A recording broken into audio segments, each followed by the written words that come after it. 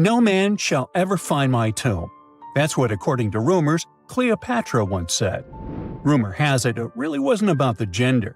She wanted no living soul to disturb her, and I think she meant that no human would ever discover the location of her grave.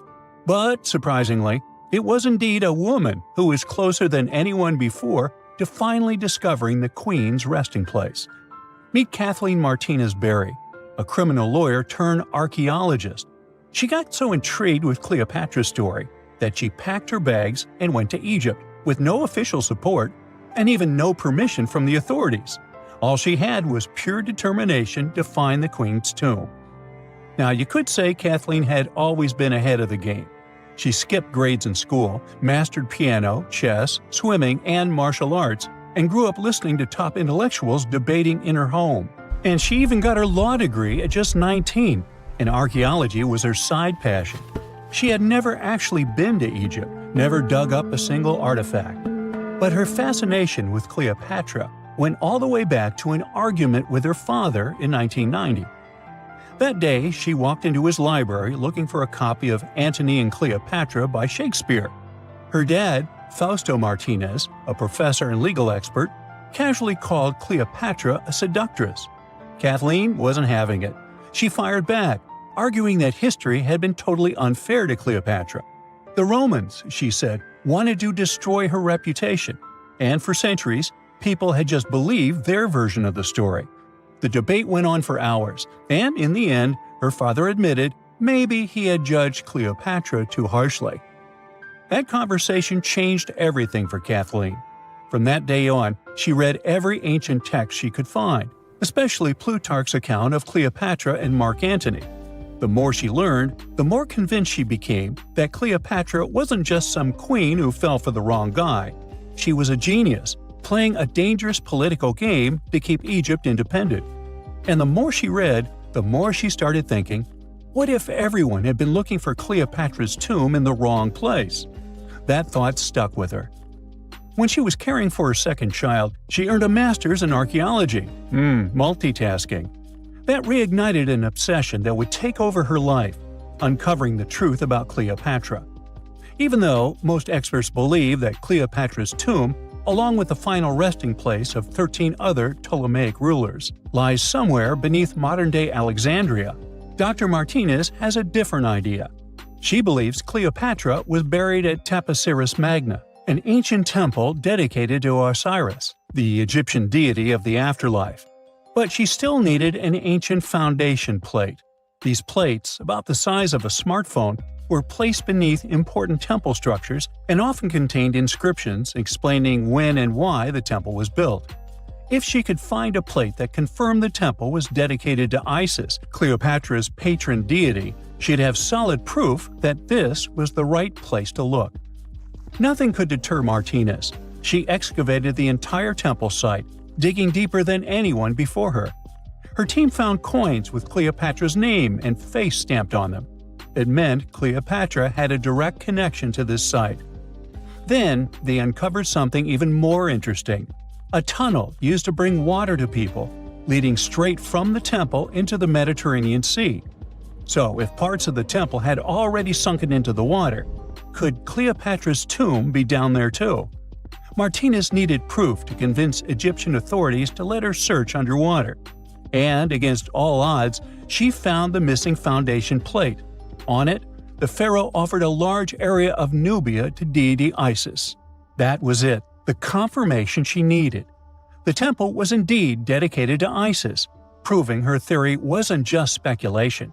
If one temple was on land, Martinez suspected the second temple, possibly Cleopatra's tomb, had collapsed into the sea.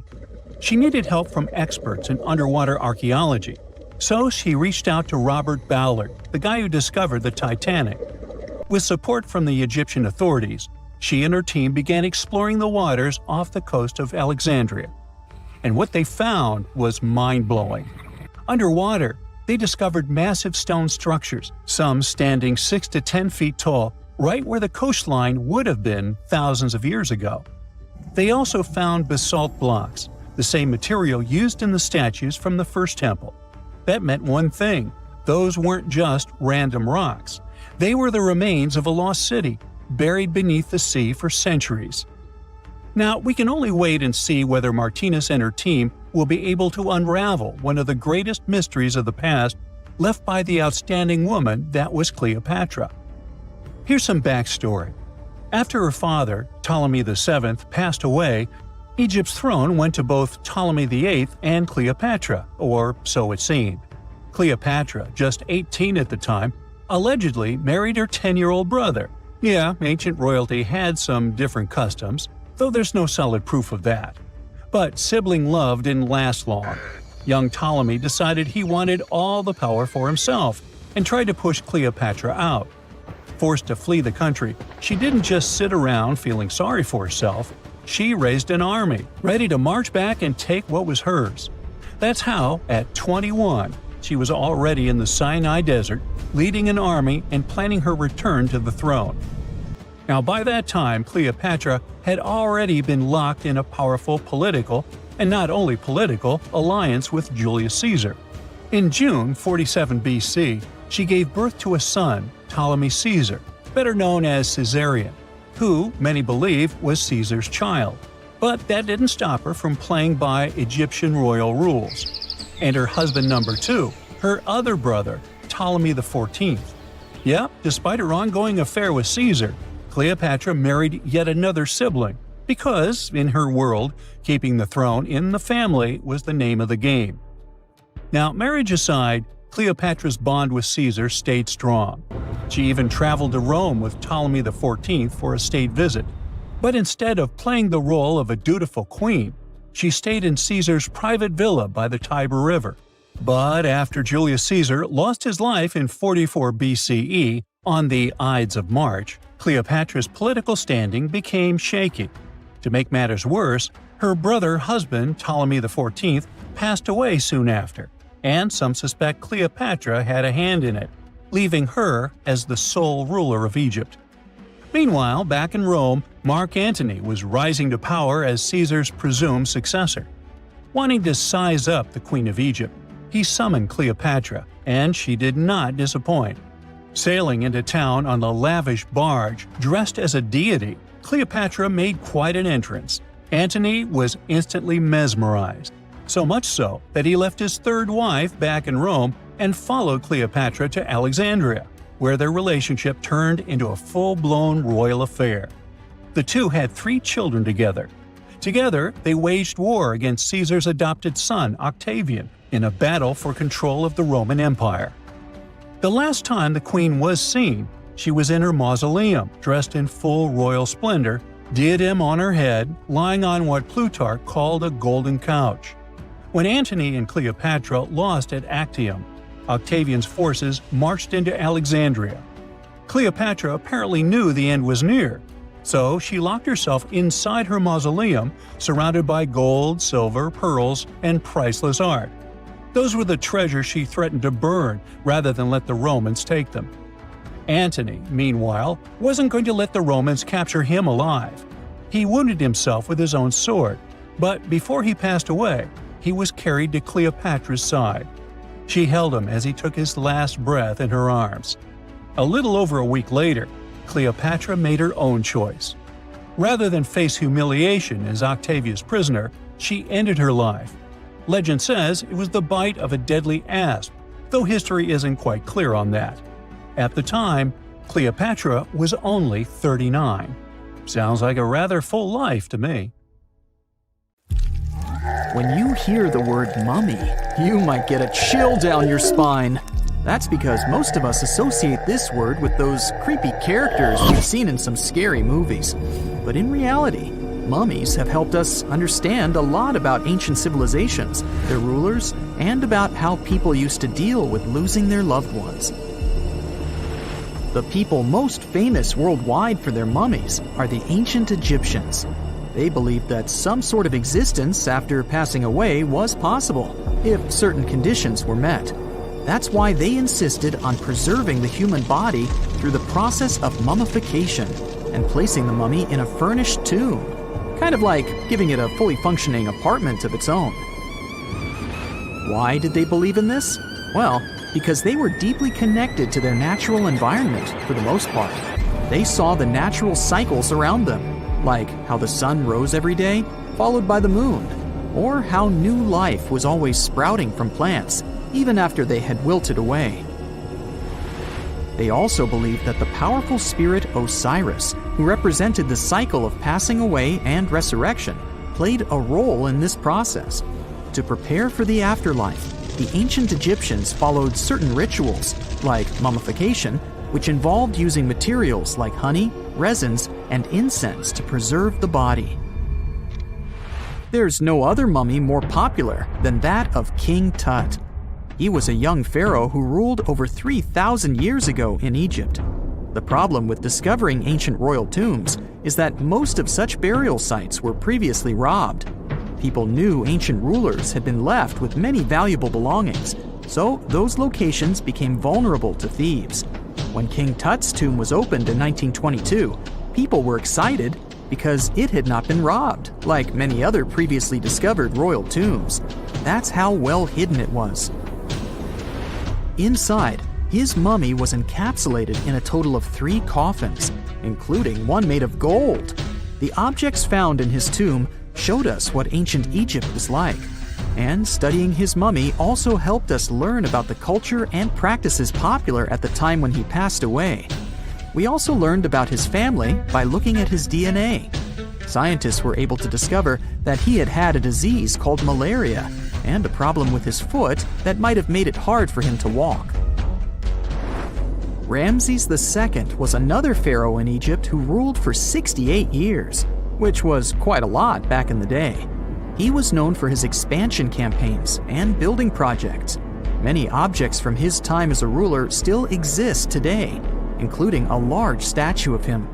Ramses II was about 6 feet tall and lived to be about 90 years old. After looking at his mummy, scientists concluded that he may have had a medical condition that affected his spine. Now, remember those thieves I mentioned before? They are probably the reason why Ramses II ended up in a plain coffin in a secret collection of royal mummies at Deir al-Bahari, which was rediscovered in 1881. Thankfully, archaeologists were able to identify him because his journeys had been recorded on his wrappings.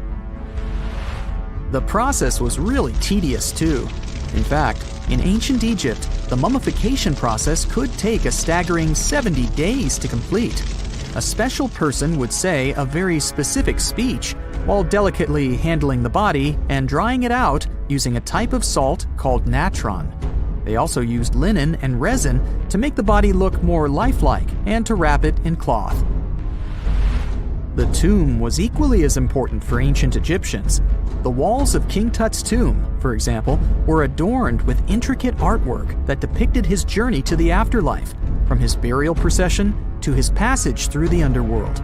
The ancient Egyptians believed that everyone made this journey after passing away, and they filled their tombs with items and paintings to help the person in their spiritual travels.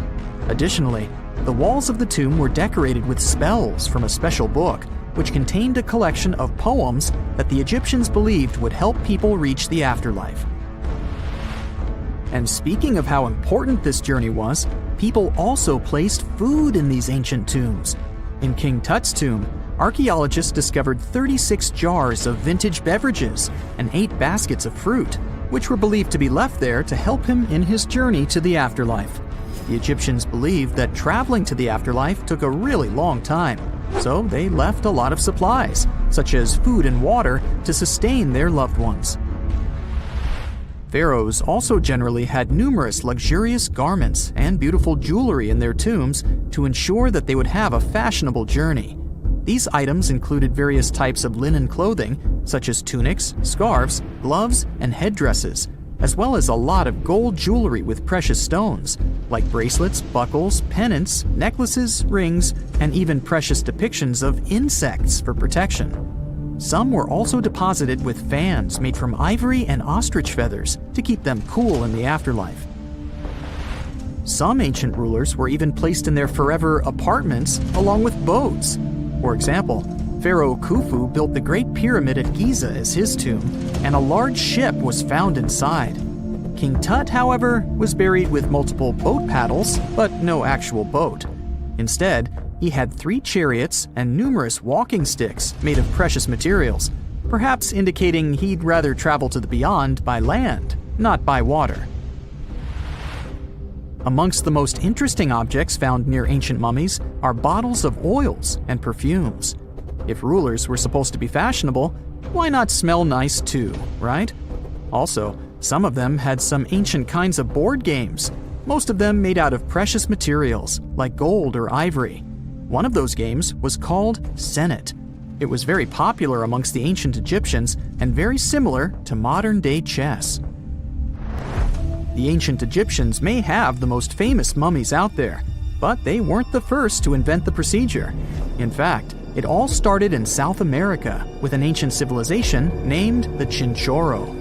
As far as we know today, these people were the first to mummify their loved ones that had passed away. They did it somewhere around 2,000 years before the Egyptians started their own rituals. Sure, we can tell a lot about ancient rulers by studying these mummies, but until recently, we had no idea what they really looked like during their lifetime. Not so long ago, though, some very special mummy paintings were found by archaeologists studying ancient Egyptian objects. These mummy portraits are highly detailed paintings of individuals that were made while they were still alive. Such paintings were often painted on wood, as opposed to the classical portraits we all know about, which are painted on canvas. They are known for their realism and beauty, and have even been used by researchers to diagnose diseases by comparing them to the corresponding mummies. Some of these portraits also include depictions of jewelry, which was later found on the mummies. The recent discovery of these mummy portraits in Central Egypt is significant, as it marks the first time in over a century that such paintings have been found. Mummies appeared all around the world naturally, too. Mummification can occur without people intervening because of natural conditions, like extremely cold or hot environments, places with a lack of oxygen, or accidental exposure to chemicals that preserve the body. These conditions don't allow bacteria to grow, resulting in the body remaining more or less intact. Famous Otzi was one of these mummies. We know today he was a man who lived around 5,000 years ago in Europe. But upon his discovery in the Alps in 1991, Austrian authorities initially believed that he was a modern mountaineer because of how well preserved the body was. However, after the Iceman was removed from the glacier, it was determined that he was actually from the Copper Age. The ancient city of Taposiris Magna is hidden on the northern coast of Egypt. These days, it has very little of its former glory, but what lies beneath it may hold the secret to uncovering a famous mystery, that of Cleopatra, the most memorable Egyptian queen in history. The recently discovered tunnel is also known as a geometric miracle for its time. Excavations have uncovered a 43-foot-long structure below the ground, which is partially submerged in water. Its shape and construction technique are similar to that of the Eupalinos tunnel, another amazing ancient discovery. This one is located in Greece and was built by excavating simultaneously from 2 points, aiming to have them meet in the middle. The use of math and geometry to make this construction was astonishingly precise for those days, more so since it was built near a mountain. Archaeologists that have been working on the Taposiris Magna site since 2004 believe this tunnel may lead to the lost tomb of Cleopatra. The clues they found so far seem to back up this theory. For starters, the city and its temple were built by one of Cleopatra's ancestors, Ptolemy II. All the architecture seems to indicate it was dedicated to the ancient spirit Osiris and his queen Isis. Throughout her reign, Cleopatra did try to associate herself with Isis, so it may be no surprise she chose this location as her final resting place. Scientists have yet to pinpoint Cleopatra's tomb, but research continues with the help of modern technology. To study this location better, archaeologists have even used a special device called ground-penetrating radar. This tool allows us to analyze what lies beneath the ground without being intrusive. Since this tunnel is so old, research needs to be done very delicately. Seeing pictures of what's underground before you start digging is incredibly useful and has been done here since 2011. Finally discovering Cleopatra's tomb may help us piece together her story, especially what might have happened during the last portion of her life, which is still surrounded by mystery.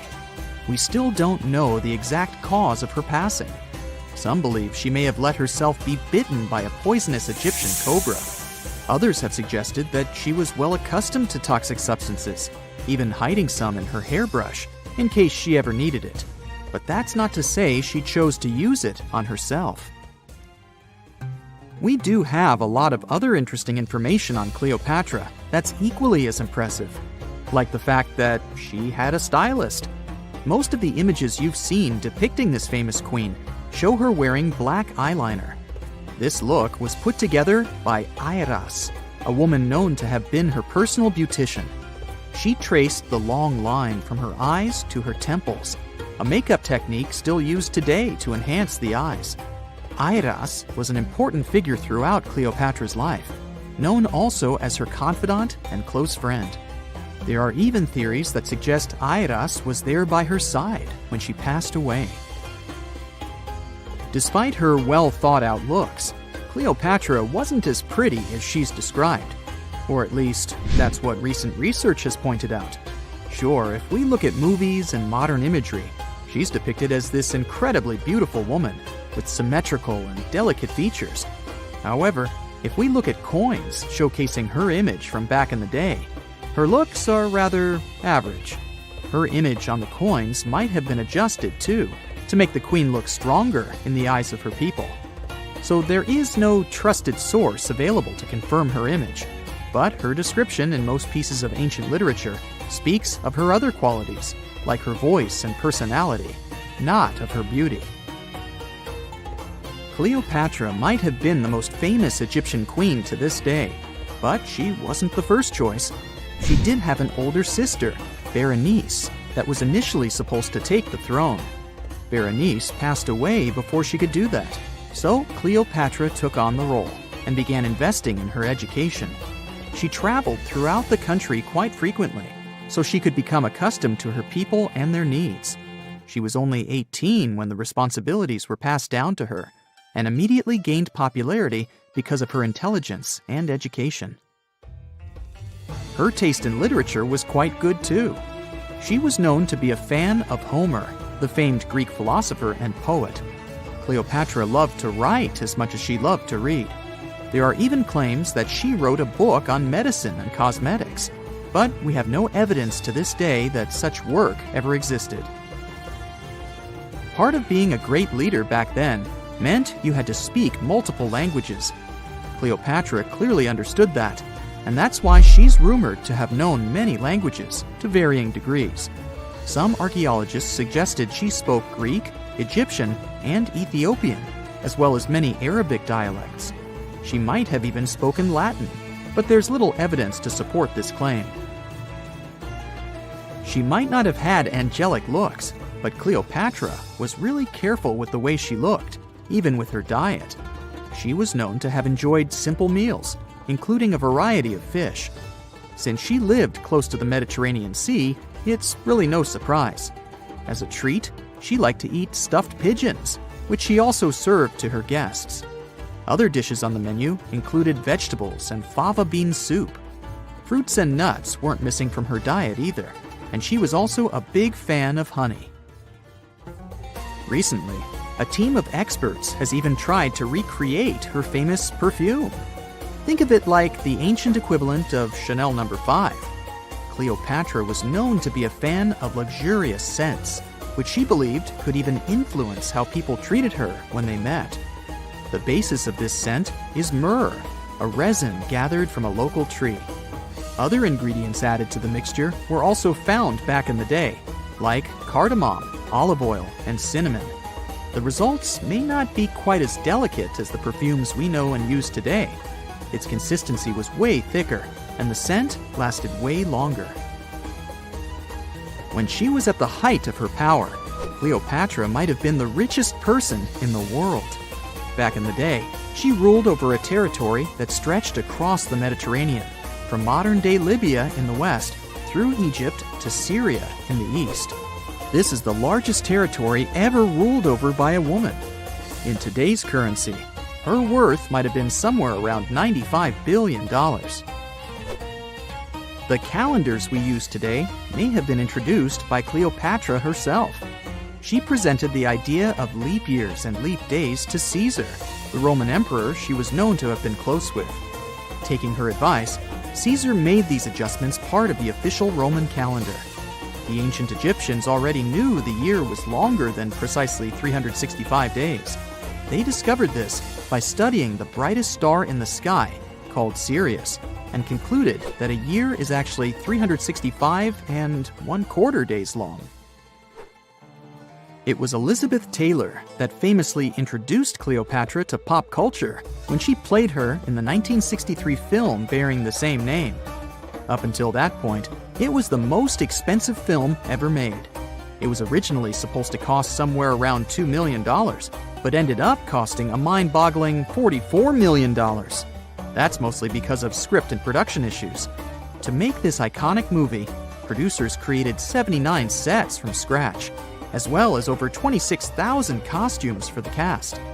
Elizabeth Taylor's Cleopatra costumes alone cost somewhere around $200,000. Thankfully for the producers, the movie made headlines and was well received by critics, making it a box office success. A lot of people associate Cleopatra with another famous Egyptian ruler, King Tutankhamun, nicknamed King Tut. Surprisingly, apart from both of them being Egyptian pharaohs, they have nothing else in common. For starters, King Tut lived around 1,300 years before Cleopatra did, and there is also no connection regarding their ancestry. Cleopatra had Macedonian Greek roots, while King Tut was a native Egyptian. In November 1922, a boy walked through the desert mountains of Egypt and discovered some ancient steps carved into the rock. Subsequently, this find became one of the world's largest and most significant archaeological discoveries. This step was part of Tutankhamun's untouched tomb.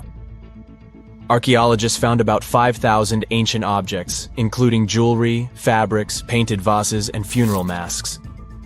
You've probably seen one of them. It has become one of the most recognizable attributes of ancient Egypt.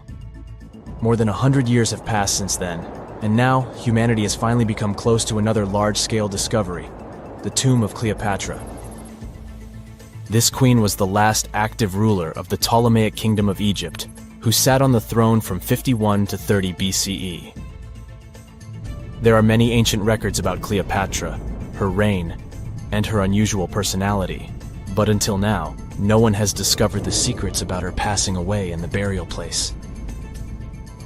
So, one archaeologist, Dr. Kathleen Martinez, has been studying ancient records and temples around Alexandria for decades, and concluded that the tomb of the queen should be located under the ancient city of Taposiris Magna, founded in 280 BCE.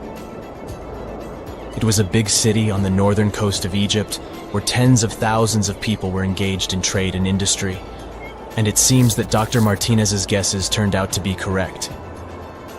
She and a group of archaeologists have discovered a secret underground tunnel near Alexandria, with a length of about 0.8 miles. It was cut into the rock under Taposiris Magna's temple. During further excavations, they found many things that indicate Cleopatra's tomb lies in the tunnel's depths. It's also possible that she is buried there together with the Roman commander, Mark Antony. According to ancient records, Cleopatra and Mark Antony loved each other and together opposed the Roman Senate, which declared Antony a traitor. The fact that natural disasters have occurred on the territory of Taposiris Magna for thousands of years can complicate the excavations. Earthquakes and floods destroyed the city and possibly flooded its underground tunnels. But archaeologists hope the ancient tomb remains untouched, and that it hides many treasures and records about the royal life of ancient Egypt during the reign of the last dynasty. There's a chance that excavations will go underwater and in the mud. This will require much time and funding, but archaeologists are sure it's worth it. Anyway, it's too early to say that Cleopatra is really buried there, but scientists have found many things in the tunnel that confirm this, including clay pots, dozens of coins with the image of Cleopatra and Alexander the Great, as well as a bust with the image of the Egyptian queen. Cleopatra is still one of the most popular personalities in Egypt, on an equal footing with Ramesses III and Tutankhamun. She inspired many films, paintings, and books, but what made her so popular? She became famous for her inconsistency. She was a beautiful, intelligent ruler who pulled Egypt out of the crisis and made it a prosperous power. Medieval Arabic texts say she knew chemistry, mathematics, and philosophy, and may have written several scientific books. She knew several languages and had excellent diplomatic skills. At the same time, there are many legends that she was a femme fatale who drove many men crazy. However, there's no evidence that her beauty was incomparable. The image of a stunning model was created by Hollywood when it made several films where famous actresses performed the role of Cleopatra. And the Roman Emperor Octavian, the adopted son of Julius Caesar, specially created the image of Cleopatra as an insidious seductress because he was her enemy. Even though she was born in Egypt, Cleopatra wasn't an Egyptian. Her ancestors were Greeks, among whom was one of the generals of Alexander the Great. However, the people of Egypt loved her. She learned the language and was very sensitive to the traditions of this country. She knew the history, mentality, and customs of ancient Egypt well. She raised the level of its economy and strengthened its status as a world power. Much of this was made possible thanks to her cunning and impressiveness. She loved theatrical performances and lavish celebrations. She knew how to surprise people and put on a show. But behind the exterior image of a luxury lover was an intelligent and calculating ruler. Ancient Egypt was a rich, luxurious country, and Cleopatra did everything to increase its wealth and strengthen its position in the international arena. For example, she was once in conflict with her brother Ptolemy XIII. The queen knew that she wouldn't be able to resist him, so she decided to attract Julius Caesar to their side. The Roman emperor arrived in Alexandria, where Cleopatra wanted to meet him, but Ptolemy knew about her plans and was about to prevent her from coming to Caesar. Then, instead of a rich and noisy arrival, Cleopatra decided to make her visit inconspicuous. She wrapped herself in a carpet or linen bag the emperor's servants carried into Caesar's private chambers. Cleopatra emerged from the carpet and impressed the Roman emperor with her beauty and determination. As a result, they fell in love with each other and became close allies. After some time, she impressed another influential Roman for diplomatic purposes. She arrived to meet Mark Antony on a golden barge with purple sails and silver oars. Cleopatra was dressed in the image of Aphrodite and sat under a magnificent canopy. Her servants dressed like cupids and were blowing her fan and burning incense. But Cleopatra created such a show for a reason. She knew that Antony revered Greek mythology and considered himself the embodiment of Dionysus. As a result, he was so impressed with this woman that he ended up marrying her. Cleopatra defended her crown, strengthened her alliance with Rome, and bore Antony 3 children. In Egypt, they threw big parties and enjoyed wealth with power. However, the relationship of a high-ranking official with the Egyptian queen caused a scandal in Rome. Octavian was Antony's primary opponent in the struggle for power, so he exploited the situation to darken the competitor's reputation. He used propaganda to make Cleopatra an insidious seductress in the eyes of Roman citizens. He accused Antony of succumbing to her charms. The Roman Senate supported Octavian and declared Cleopatra an enemy. In 33 BCE, this conflict reached a high point when Antony's navy clashed with Octavian's fleet. The latter won and forced his enemy to flee to Egypt with Cleopatra. According to some records, they took refuge near Alexandria. Pursued by the Romans, they hid in one of Cleopatra's palaces and met their end. Some legends say that Cleopatra was an expert in poisons. She provoked a venomous snake, a viper or an Egyptian cobra, to bite her. Also, according to another legend, she pricked herself with a poisonous needle. There's a theory that Cleopatra always carried an ampule with poison inside her hairbrush. And when she was cornered, she soaked the needle with this poison and pricked herself. None of this can be said for sure. Scientists are still trying to find out the truth. Perhaps when they reach Cleopatra's tomb, the world will get more answers about her tragic fate. She is considered the last ruler of Egypt. After her passing, Octavian plundered her palaces and temples and returned to Rome, where he became the main emperor. He successfully ruled the country and expanded its borders. His reign ended when he turned 75. World history would have looked different if Cleopatra and Mark Antony hadn't lost that naval battle. By the way, did you know that more time has passed between Cleopatra's reign and Neil Armstrong's flight to the moon than between the reign of the Egyptian queen and the construction of the Great Pyramid of Giza? Armstrong took a step on the Earth satellite in 1969, 38 years after the birth of Cleopatra. And the construction of the pyramid took place in 2560 BCE. Imagine how long the history of ancient Egypt is. Cleopatra is closer to us in time than to the pyramids. Beneath the sands of Luxor, scientists found something that was perhaps never meant to be found. Over 1,000 decorated stone blocks that belonged to the ruined temple of a woman pharaoh.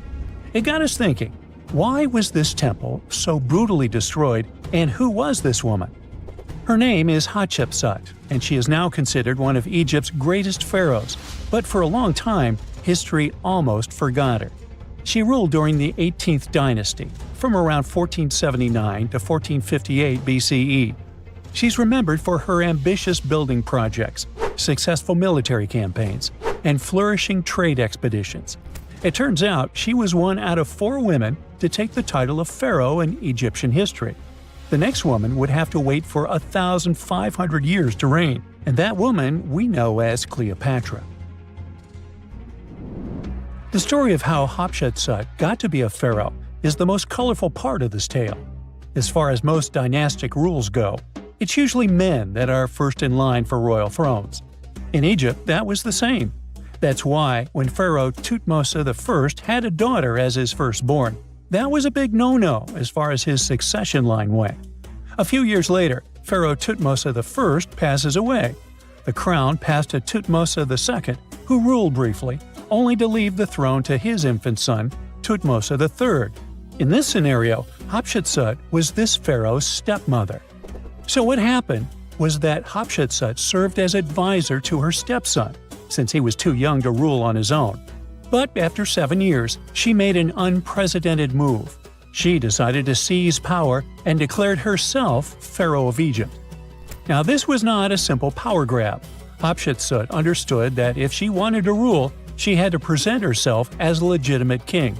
In a bold move, she adopted the full royal regalia, including the false beard, traditionally worn by male pharaohs. She was often depicted in statues and hieroglyphs as a man, wearing the pharaoh's kilt and headdress.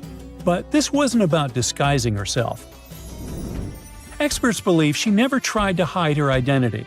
Inscriptions on her statues often included feminine titles, like Daughter of Re, or grammatical structures that combined male and female terms, such as His Majesty herself. This showed that while she adopted traditional symbols of kings, she still acknowledged her true gender. But she needed to go even further.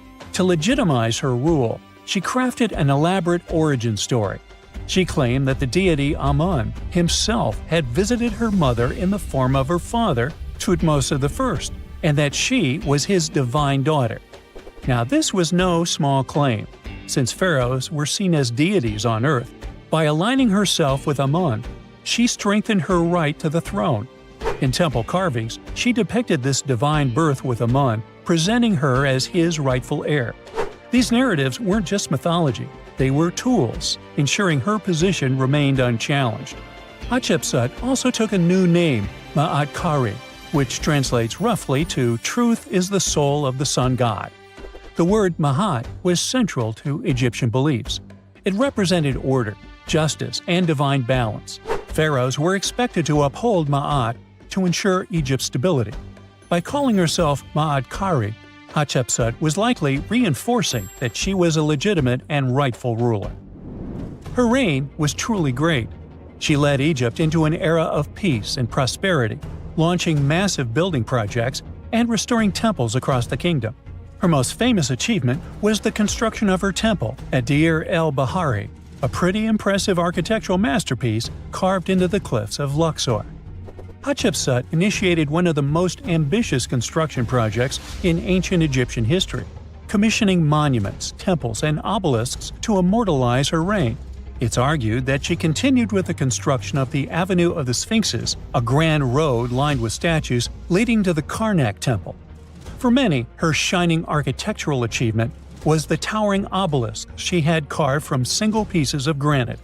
One of these, weighing over 320 tons, still stands today. Now, beyond building, she expanded Egypt's influence through trade.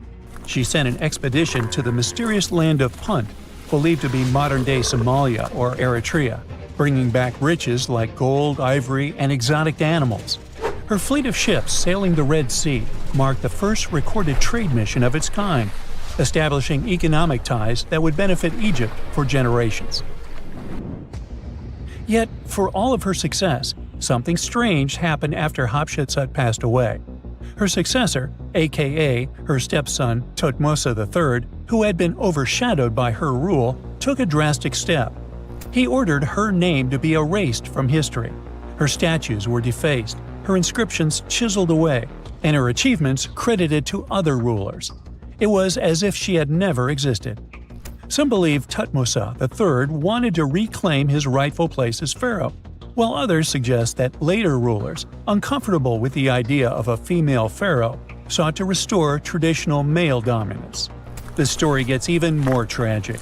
The power struggle between stepmother and stepson continues, since, even after her passing away, Thutmose III built his own temple right next to Hatshepsut's at the Valley of the Kings. But he built his temple with one deliberate modification. His monument was built 11 feet higher than hers. Mind you that this was no accident, it was a symbolic statement. He wanted to overshadow her legacy. But history had other plans. Hatshepsut's legacy started to be rediscovered in the 19th century, and it was only through careful archaeological investigation that her reign was properly recognized. Today, Hatshepsut is remembered as one of Egypt's greatest pharaohs. Her reign, once erased, has been reconstructed through constant archaeological discoveries, proving that her power and influence could not be so easily forgotten. Her resting place had been hidden in plain sight, her body removed from its original chamber in an effort to erase her from history. This final piece of evidence cemented her legacy, proving that even attempts to erase a pharaoh could not really do it. Hatshepsut's grand temple, Djeser-Djeseru, was a stunning architectural feat, designed to immortalize her reign and solidify her divine connection to Amun. But after her death, her successor, Thutmose III, launched that calculated effort to erase her legacy, and parts of her temple were dismantled. Historians still debate why. Was it a dynastic power move, an attempt to restore traditional male rule, or a bid to strengthen Thutmose III's claim to the throne? Maybe he was just a jerk. Whatever the reason, the destruction wasn't immediate. It happened decades after her death, suggesting it might not have been a personal revenge, but a broader political strategy. Yet, despite these efforts, her temple endures, and so does her story, a defiant echo of Egypt's first great female pharaoh. Let's travel through space and time to another place. Dashur, Egypt, is known to be home to several resting places of people from ancient Egypt. In the year 2017, scientists uncovered a long-lost pyramid. They quickly called the Ministry of Tourism and Antiquities because they suspected it was going to be a big deal. Unlike most pyramids that were found in the area, this one was completely sealed. Lifting the capstone was a delicate process. When they finally managed to open the pyramid, they expected to find an undisturbed chamber. Instead, it was chaos. The place had been looted, and the personal items of the person that had passed away were scattered all over. But in the middle of the wreckage, they found a chest. Using the latest scanning technology, they managed to read the damaged hieroglyphs on its surface. What they found was unbelievable. The name inscribed there was as clear as day: Princess Hatshepsut. Ooh. The discovery made in 2017 also opened up a lot of questions. After further analysis, scientists discovered the remains belonged to another Hatshepsut, It belonged to a princess that lived during Egypt's 13th dynasty. The fact that her resting place had been looted before it was sealed made scientists wonder, were these ancient people trying to hide something about this public figure? And why is there almost no record about her in ancient Egyptian history? Ooh, stay tuned. So looky here, scientists discovered ancient artifacts near King Tut's tomb.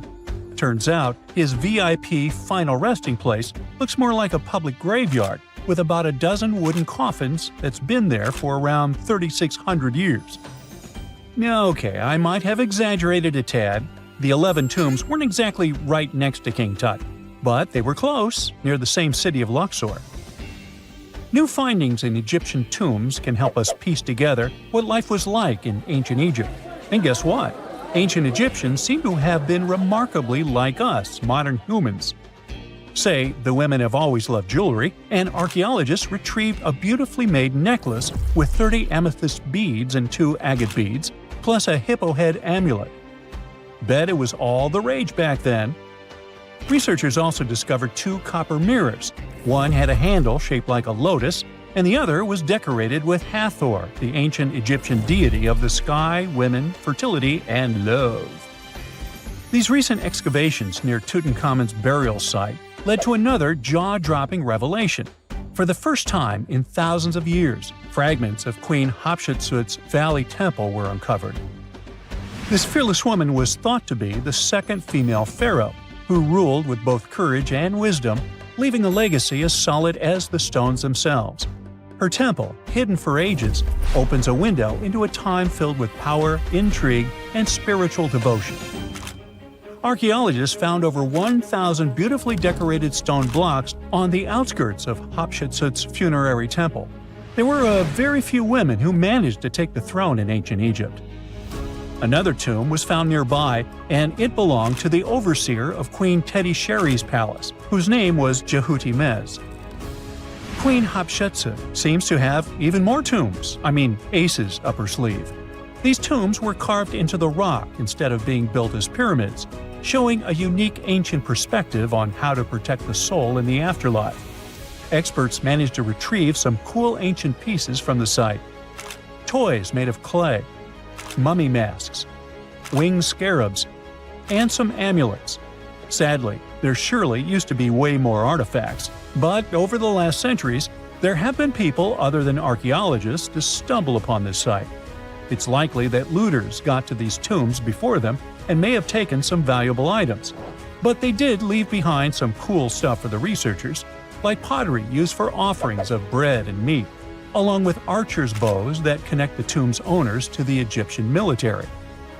Meanwhile, soul protection is way more important than you might think, especially if you're roaming around Luxor looking for ancient secrets. You aren't scared of King Tut's curse, are you? Let me tell you what happened to those who weren't scared, but promise me to take it with a dash of salt, okay? For years, Egyptologists, especially those who believed in paranormal activity, were convinced that there was an unsettling curse surrounding Tutankhamun's archaeological discoveries. This belief stemmed from the mysterious and untimely demise of several excavators who discovered the tomb in 1922 with no logical explanation for why they passed away. It was just easier to chalk it up to something supernatural and avoid the whole mess. But it turns out it wasn't a curse at all. It was likely the radiation that caused those excavators to perish. Now, you might wonder where the radiation came from. After all, while radioactivity was discovered in the 19th century, ancient Egyptians, despite their impressive pyramids, didn't have any radium lying around to make Tut's tomb glow like crazy. So, what could be the real story? It might have been toxic waste behind it all. Toxic levels of radiation from uranium and hazardous waste have been lurking inside the tomb since it was sealed over 3,000 years ago. The burial chamber of Tutankhamun's tomb reportedly has such high radiation levels that anyone who steps inside could easily end up with a fatal dose of radiation sickness or an incurable condition. By the way, you can have a somewhat similar level of radioactivity if you don't get rid of those moldy dinner leftovers you left to perish in your fridge a month ago. But this radioactivity isn't exclusive to Tutankhamun's tomb. Ancient Egyptian artifacts discovery is rewarding yet dangerous due to unusually high radiation levels in Old Kingdom tombs all over Egypt. Geiger counters have detected radiation at 2 sites near the Giza pyramids, and radon, a radioactive gas, has been found in several underground tombs in Sakara. Interestingly, experts believe that the builders of these ancient tombs were aware of the toxins, as some eerie warnings were carved into the walls of many tombs. One inscription ominously declared, "They that break this tomb shall meet their end by a malady that no doctor can diagnose."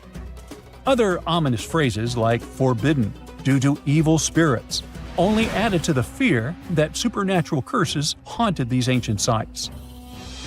Ominous signs have stunned archaeologists since forever, but the fear grew even stronger a century ago with the mysterious passing of Lord Carnarvon, who funded King Tut's excavation in 1922 and reportedly explored the treasure-filled rooms, along with several others who entered the tomb.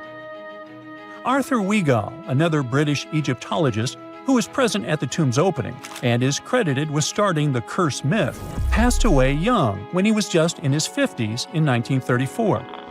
Chances are the condition that made him pass was connected to radiation. In total, 6 out of the 26 people who were there when the tomb was opened met their end within a decade from various causes. Not only X-ray exposure, those reasons include asphyxia, stroke, heart failure, pneumonia, and even poisoning. Well, isn't this getting a little grim? There was one guy who opened the tomb and somehow managed to avoid the infamous curse, Howard Carter, or so it seemed.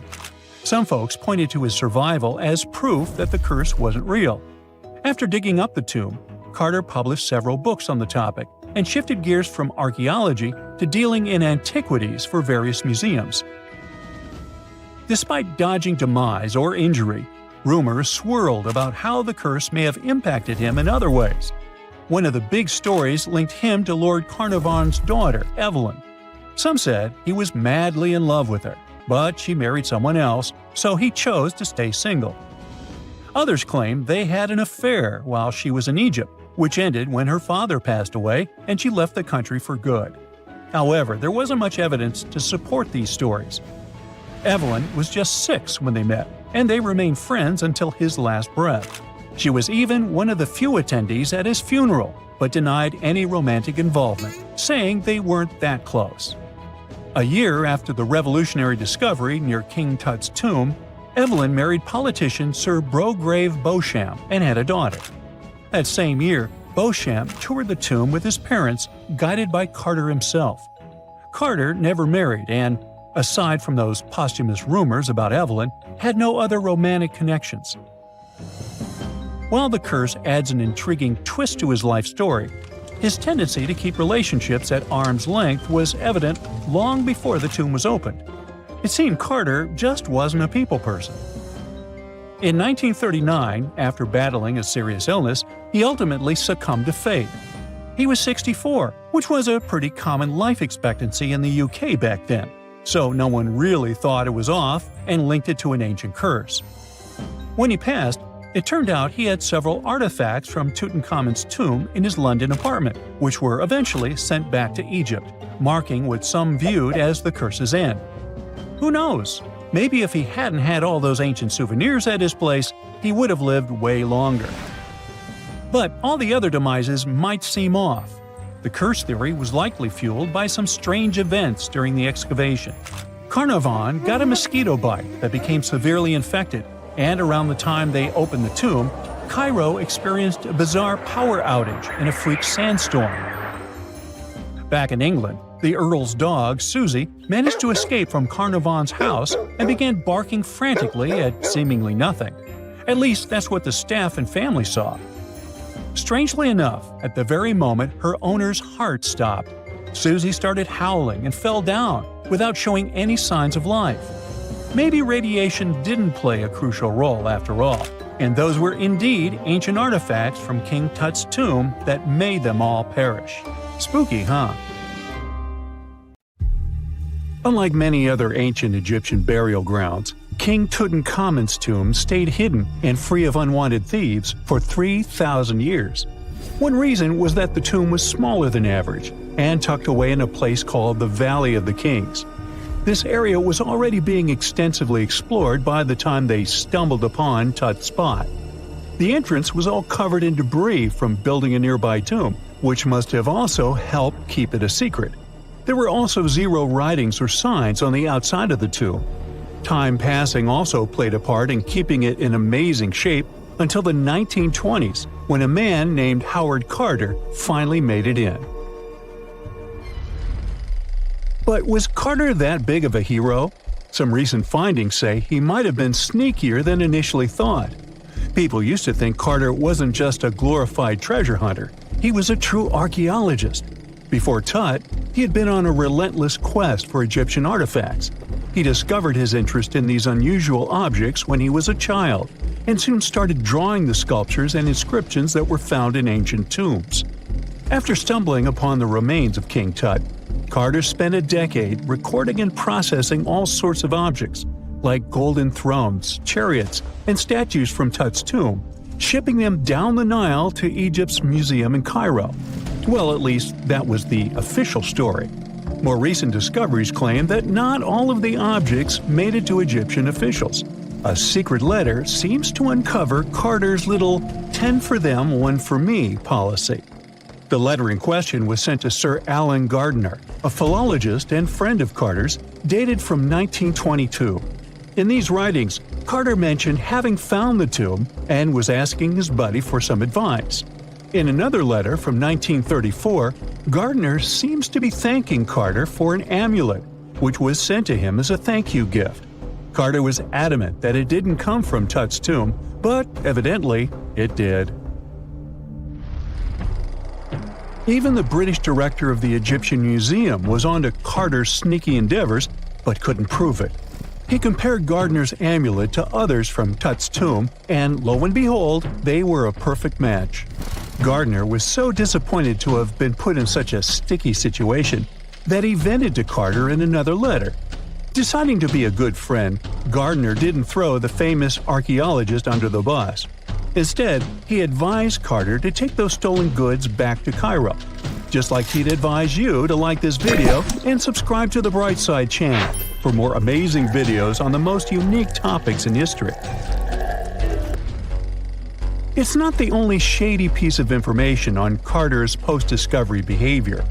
In 1947, a man named Alfred Lucas, who used to work with a controversial archaeologist, gave some information in an obscure journal in Cairo. He claimed that Carter sneakily cracked open the burial chamber door himself.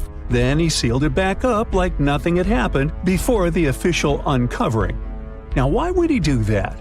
Well, the same theory suggests that Carter and his crew might have entered the tomb early so they could get their hands on some ancient goodies. Obviously, these people couldn't risk having such objects sold while they were still alive, but made sure they were auctioned off after they passed. Carter, though, never confessed to anything. He made no official denial either, but the Egyptian government couldn't risk any more mysterious disappearances, so they prohibited him from entering the tomb for a while. Some have connected this apparent stealing to the curse of King Tut. If you've never heard of it, know that it became quite the scary tale soon after King Tutankhamun's resting place was uncovered. It claimed that anyone messing with the tomb of the boy pharaoh would face some serious bad luck. It's not all dramatic like a mummy going on an aggressive spree, but word got out that the people involved in disturbing King Tut's lair met some mysterious, untimely ends. The main untimely passing related to this supposed curse is that of George Herbert, the 5th Earl of Carnarvon. He was this British aristocrat who helped fund the search for the tomb. He passed away just a year after the tomb was opened.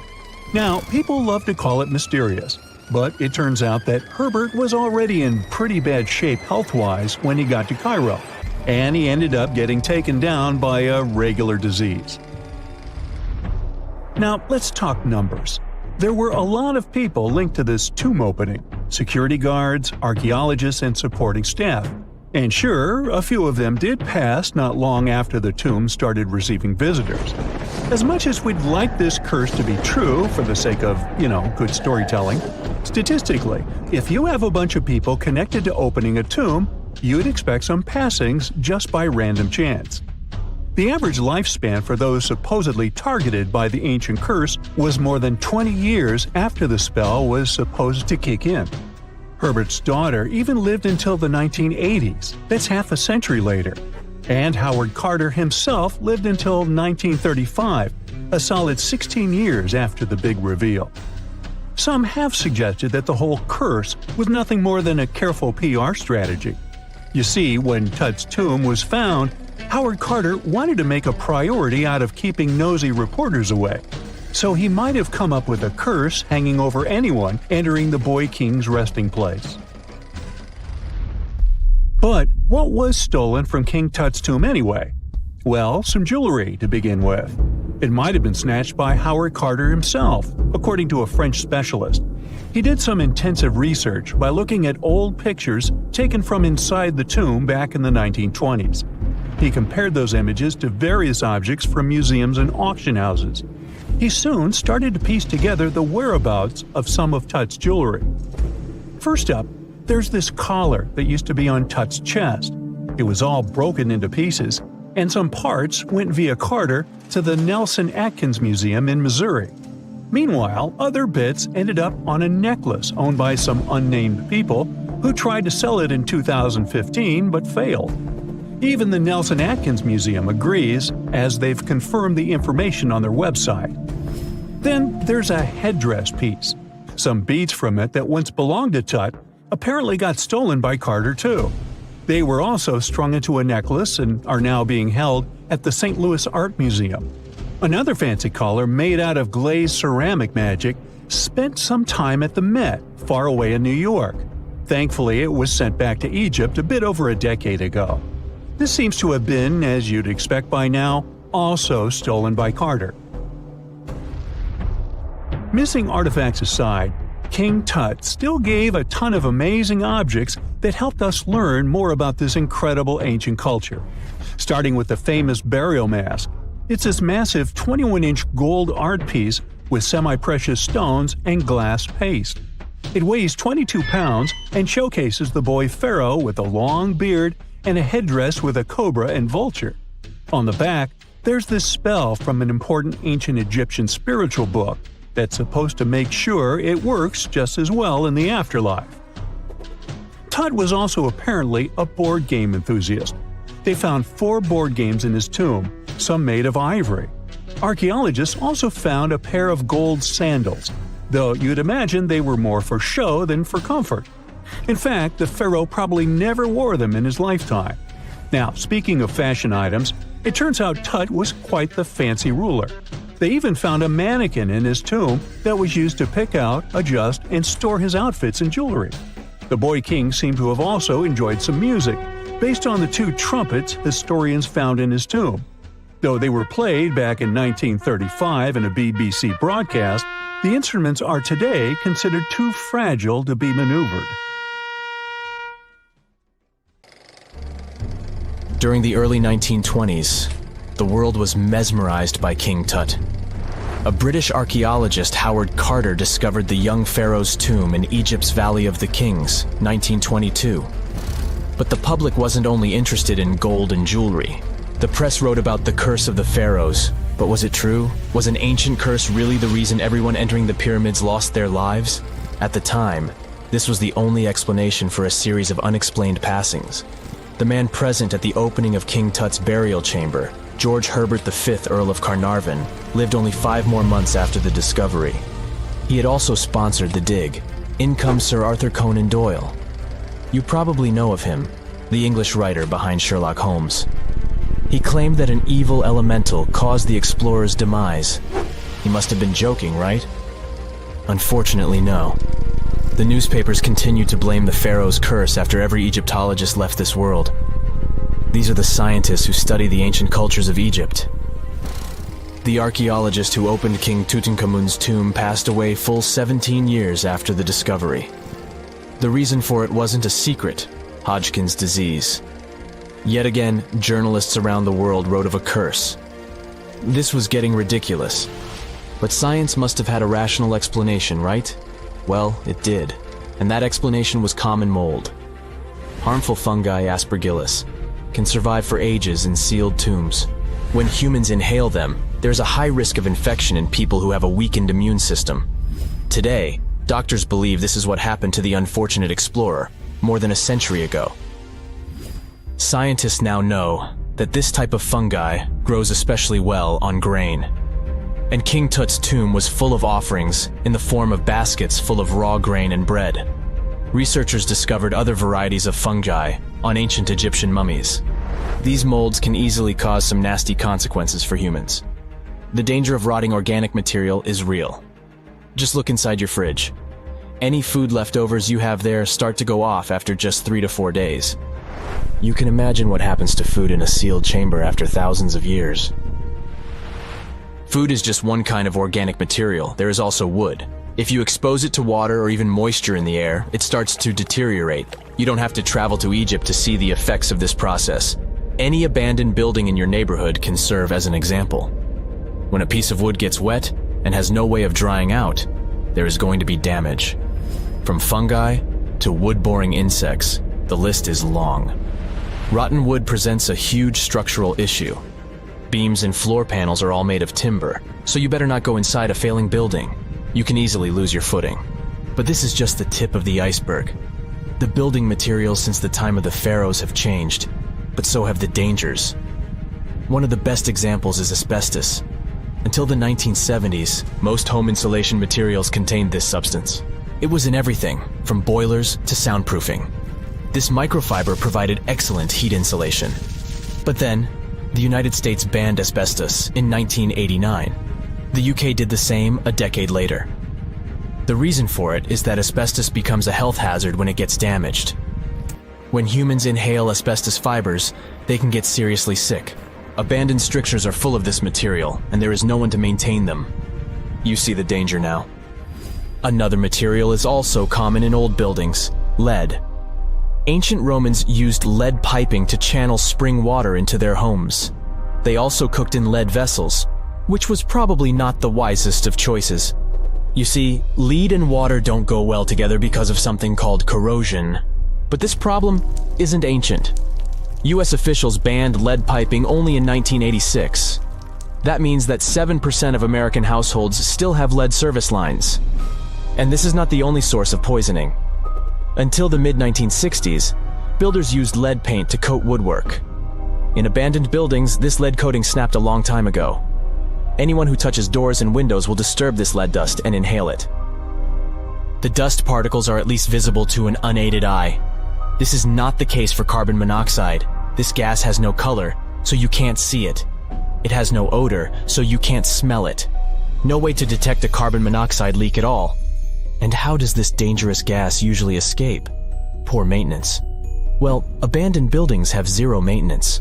1 second, you could be exploring an old factory, and the next you could feel dizzy with and have a terrible headache. These are just some of the symptoms of CO poisoning, the less severe ones. But what is the source? All it takes is for an old boiler to finally give way after years of neglect. We've reached an important question. What is the main factor in air quality inside a room? If you are thinking the level of oxygen, try again. It turns out that oxygen levels drop by only 0.3% in 8 hours inside an airtight room. This is a room in which doors and windows are sealed with tape, so the decrease is even smaller in normal conditions. Oxygen isn't the main problem. The levels of carbon dioxide rise sharply inside a sealed room. This is the direct result of human breathing. We inhale oxygen and exhale CO2. Think of it as a waste gas. Normally, it's only a tiny portion of the air we breathe, 0.04%. But in a sealed room, high levels of carbon dioxide will make you feel drowsy. And that's the last thing you need when inside a dilapidated building. Carbon dioxide will decrease your ability to think clearly. Researchers from Harvard did an interesting study in 2016. They had office workers come in 6 days in a row to complete a problem-solving test. During the week, they gradually raised the carbon dioxide levels in the mock-up office. The results of the same test kept getting worse over time. There are many factors at play, but CO2 levels definitely had an impact on the workers' problem-solving ability. The test took place inside a typical office environment, not inside a crumbling building where visitors must watch their every step. When I say visitors, I really mean trespassers, and trespassing is a criminal offense in the United States. This goes both for private and public property. If you defy the law, you can be fined up to $5,000 or even face lockup time. That should make you think twice before jumping over a fence with a no trespassing sign. But again, you might not be the only one inside. You can never know who else is in the building. Perhaps a person up to no good? It doesn't have to be a person at all. Animals can pose a threat as well. You would be startled if you saw a rat, for example. But the poor animal would be scared as well. It might bite you. The list of diseases rats carry is pretty long. But rodents' teeth can cause other forms of damage. They grow constantly, so the animal has to constantly nibble on something to stop them from overgrowing. If you ever felt peckish at 1 a.m., you know the feeling. Electric cables are high on the rodents' menu. Abandoned buildings have plenty of those. Old wiring is dangerous on its own. Structures erected before 1984 often used wires made out of aluminum. Today, copper is the standard because an aluminum wire is 55 times more likely to catch on fire than a copper one. Flipping a switch in a rundown building can cost you your life. Be on alert for telltale signs that something is wrong. Lights that flicker, sparks from sockets, and the smell of smoke. And yeah, don't count on an earth cable to protect you from electrocution. Ground cables became standard only in the 1960s. Let's face it, most ancient tombs have been looted at least once. No matter how scary the rumors could have been, most mummies were open to. But one. This is the Bashiri mummy, and it puzzles everyone so much that nobody dares to see what's inside. Meet Howard, but you must know him already if you're into Egyptian history. He's primarily famous for discovering King Tut's tomb back in 1922. But few people know that before this revolutionary discovery, he had probably found another mummy. It happened in 1919, and it goes by several names, either the Bashiri mummy or the mummy of Pacheri, or the untouchable one. Some reports say that Howard stumbled upon the Bashiri mummy in Luxor's Valley of the Kings, just where he would later find Tut's tomb. Despite this find, not much is known about this particular mummy. The reason why it's still unharmed in any way is not because of some superstitions, but because nobody is sure that they can undo what they do if something goes wrong. The mummy is so intricately wrapped that researchers never unfurled it for fear of irreversible damage. The golden rule of anyone who works with antiquities: if you're not sure you can't make it better or preserve it unchanged, do not touch it. History knows many examples of ancient relics ruined beyond repair, say Ecce Homo, or smiling statue restoration. The delicate fabric that covers the mummy's face has this cool design that kind of looks like a pyramid. The researchers are not 100% sure, but this might be the only one of its kind with that embalming style. But without knowing the ancient technique, it's next to impossible not to ruin the mummy while unwrapping and wrapping it back. Back in the day, people, both experts and looters, would unwrap mummies for all sorts of reasons, mostly to study them. Luckily, these days, we have advanced tech that lets us check out what's inside a sarcophagus without having to unwrap anything. After taking a closer look at the Bashiri mummy, researchers figured out that it belonged to a man who was around 5.5 feet tall and lived during the Ptolemaic era, which makes this mummy roughly 2,300 years old. The Egypt Museum shared that the X-ray scan also uncovered an inscription of the guy's name, but it's a bit tricky to tell if it says Pacheri or Nenu, adding to the intrigue. The museum also pointed out that the fancy casing the mummy is in features all sorts of decorated scenes. You can see the mummy lying on a bed, flanked by deities Isis and Nephthys, along with the 4 sons of Horus. Plus, there are 2 images of the funerary god Anubis at the feet of the casing. By the way, Bashiri mummy is not the only one that has remained untouched. This is Issa Temkebde, and Gaston Maspero, a French archaeologist, made the decision to leave her mummy untouched, wanting to keep her resting peacefully, since she was in such amazing shape. He did mention, though, that her tomb had been raided long ago. Thanks to some X-ray work, we learned more about the mummy. The scans revealed a few artifacts still wrapped up with the wife of a high priest, including amulets around her neck, right arm, and forehead. The X-rays also showed she had some dental issues and arthritis in her knees. While she passed away as an older woman, it's tough to pinpoint her exact age. However, various sources from her son's reign indicate that she was held in high regard in the kingdom. Hatshepsut served as the sister wife of Penejam II. You got me right, they were related by blood and were siblings, but back then it was pretty common to get married this way to preserve the purity of the bloodline. Say that to Habsburg, duh. Their chase for purity only led to inbreeding and the notorious Habsburg's jaw. Right, I guess we should not judge ancient Egyptian rules and morals, but what we can say for sure is that both Bashiri and Hatshepsut were incredibly lucky to stay untouched. The odds were not in King Tut's favor, though. The researchers' work hit him hard.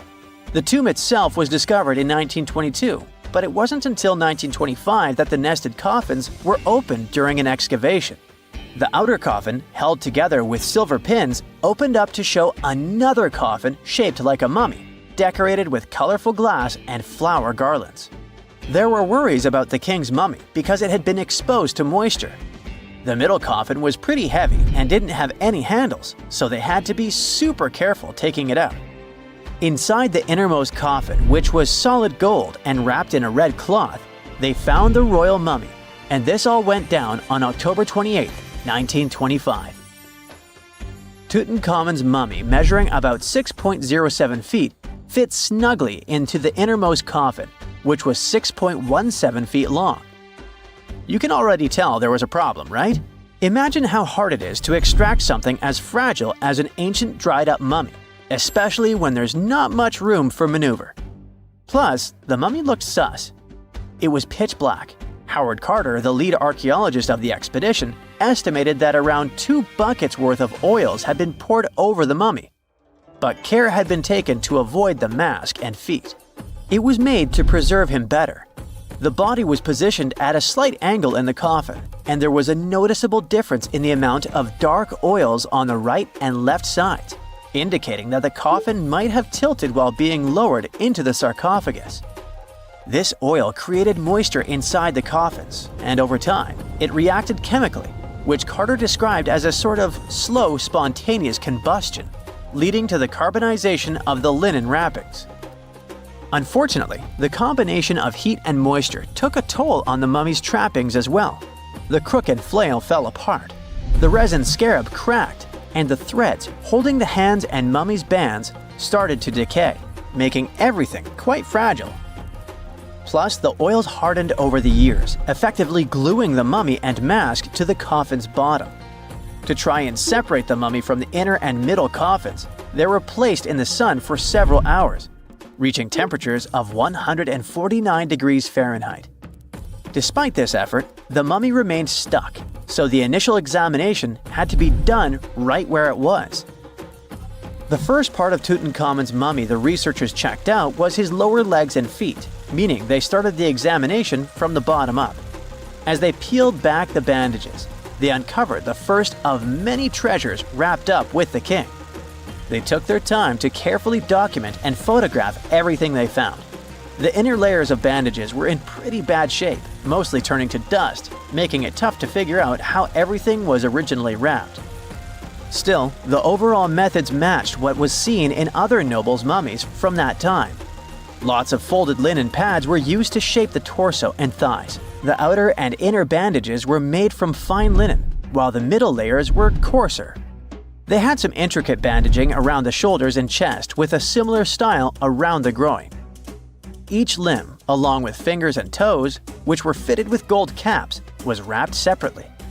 Tutankhamun even wore gold foil sandals on his feet. They hoped to separate the mummy from the coffin by removing the outer bandages, but the resins had stuck the body to the coffin. So, the researchers ended up chiseling it out. To do this, they had to cut the torso in half at the hips and disarticulate the arms to continue unwrapping. each part was treated with hot paraffin wax for stability, and later the hands and feet were reattached with resin. Finally, they used hot knives to detach the head from the mask. To check the teeth, it was decided to make an incision around the jaw and neck, which was later fixed with resin. So technically, the scientists did all they could to preserve the mummy, but still, in a way, it ended up being damaged beyond repair. What do you think? Should they have left it in the coffin? Or did they do the right thing? Let us know in the comments. It's nighttime, and you're about to walk inside Pharaoh Tutankhamun's final resting place. You know, King Tut. You don't have a torch, but at least you came with a flashlight. You walk down several flights of stairs and observe how the walls are carved in hieroglyphics and what looks like a spell.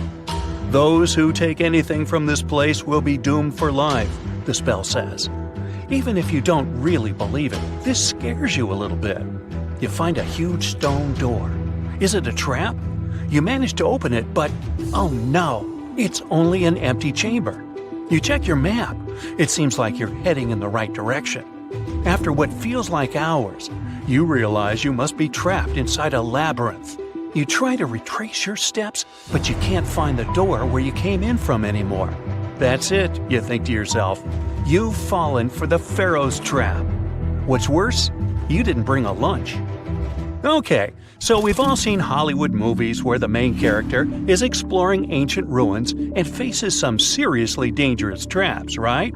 We've been told Egyptian royalty protected their final resting places with venomous scorpions and snakes, sliding doors that will trap you for life, and giant rolling boulders that will crush anyone on their paths.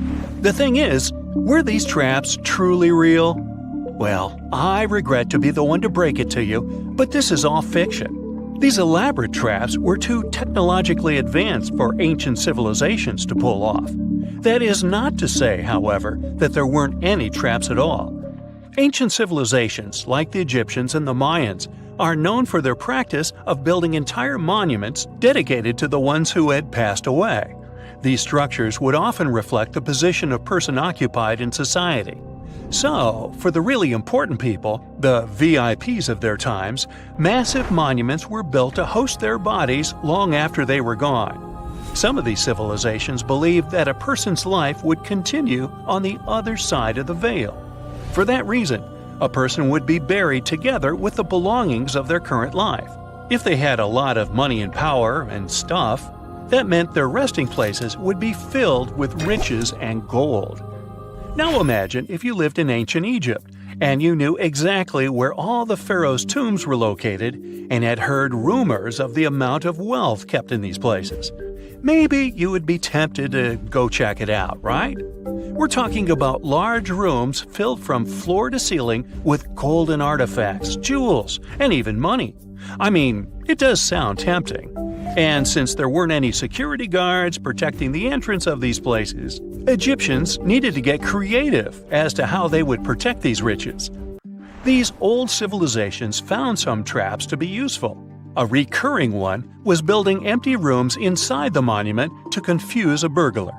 Now, let's take a look at Amenhotep III's final resting place as an example. It was built in the city of Luxor, in a spot also known as the Western Valley of the Kings. Two French engineers originally discovered the monument between 1905 and 1914 CE. The structure is huge and has more than 10 chambers, connected by long corridors and steep stairways. The King's Chamber is the most hidden one, and for an outsider to try and find it, they will probably enter a lot of empty rooms beforehand. Other pharaohs tried to protect their riches by commissioning monuments with false doors concealing pits that were up to 20 feet deep. This way, an unwarned and unwanted visitor would be surprised by the deep hole on their way to the king's resting chamber. Alongside false doors, pharaohs made sure to build labyrinth-style corridors and false walls. This way, robbers could take hours or days before they found the king's real chamber. As to pits with poisonous snakes on them, if there were any reptiles inside these monuments, they probably got inside on their own and would most likely not stay there for long. There is no way snakes would survive years and years without food inside these pits. So yes, another Hollywood-induced belief right there.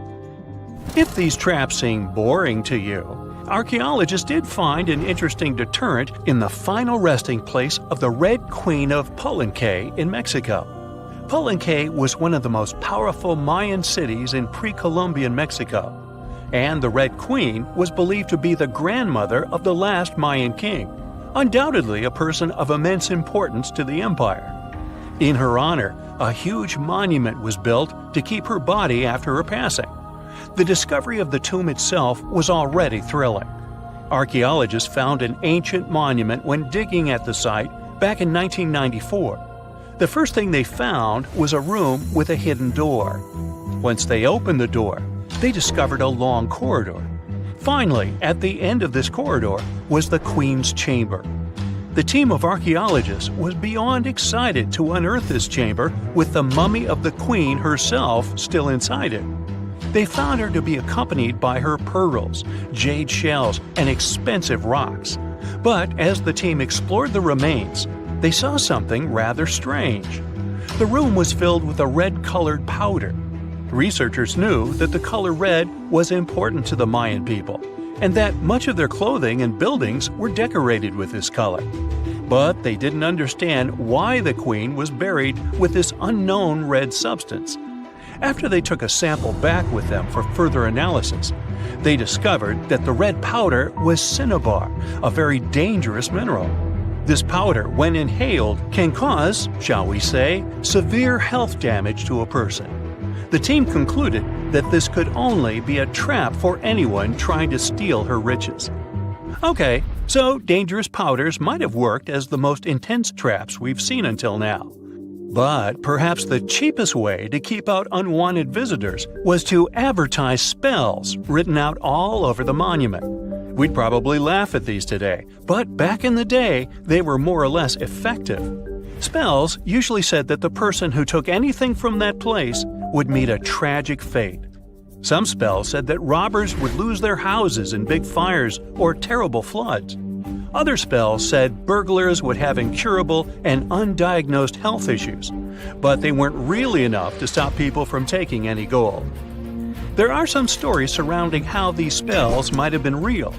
One of them is from the famous British Egyptologist Howard Carter, the one responsible for unearthing Pharaoh Tutankhamun's resting place in the 1920s. After months of unsuccessful digging, Carter discovered the tomb's existence by chance.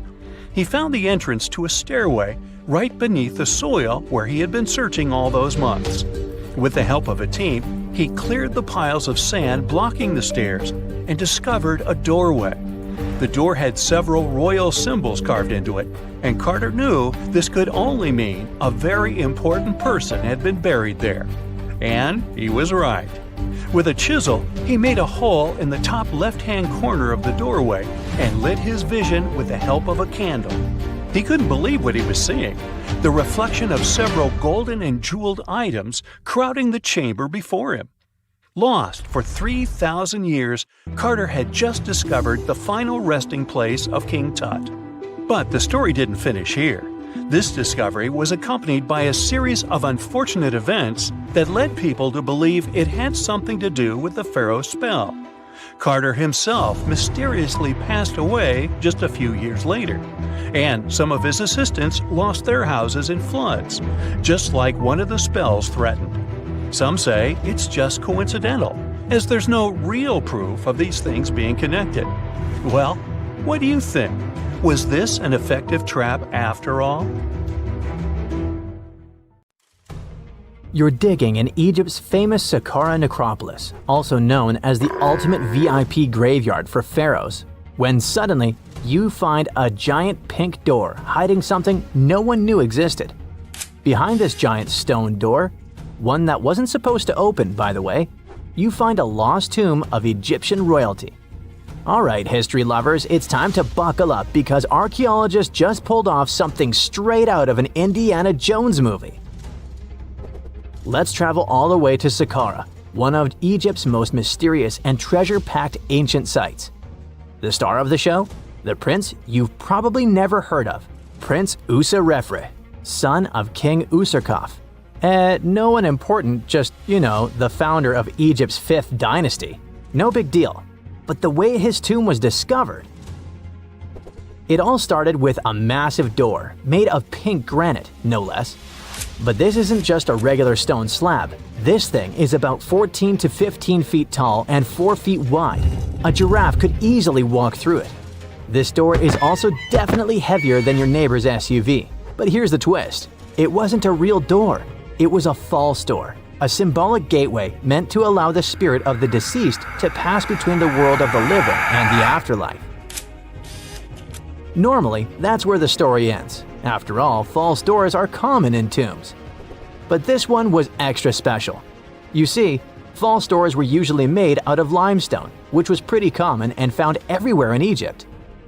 To build one out of red or pink granite, people had to bring these rocks from a quarry located 400 miles away. And you can bet this wasn't a cheap trip. According to Egyptologists, this is the first time a false door of this size and material has ever been found in Egypt, making it a totally unique piece of architecture. Aside from being super expensive, this one had a surprise behind it too. When the team of researchers investigated further, they realized that this false door actually hid a real entrance. And what did it lead to? A hidden tomb, packed with statues, relics, and secrets from over 4,000 years ago. The tomb belongs to Prince Userefre, but you can call him Wasar Efra, or Wasar Efra too. Despite being totally erased from history, this fella was no minor noble. The hieroglyphs on the pink granite door listed him as the hereditary prince, governor of Buto, and Nekeb, royal scribe, minister, judge, and priest of chance. Phew! He was like the ancient Egyptian version of Daenerys Targaryen. These inscriptions not only identify his political and religious roles, but also suggest he held significant power in Lower and Upper Egypt, bridging both regions through his titles. One title in particular, the priest of Sakara, links him to the deity of the necropolis, the one with the falcon head. This god was the patron of the living and god of the dead at the same time. So I guess the Forgotten Prince was sort of a big deal, considering that his tomb was placed in such a prestigious location within Sakara. What's even more mysterious is that Prince Userefre doesn't appear in official king lists or royal family trees, which makes us wonder if he passed away before he could rule, or if his legacy was deliberately erased in one of ancient Egypt's classic political dramas. Some scholars now believe his erasure might be connected with shifting religious or political power struggles during the early 5th dynasty, especially as his father Userkaf was reshaping Egypt's religious order. And speaking of his father, King Userkaf was a total game changer. He wasn't just the founder of the 5th dynasty, he also kicked off a religious revolution by promoting the sun god Ra over older deities.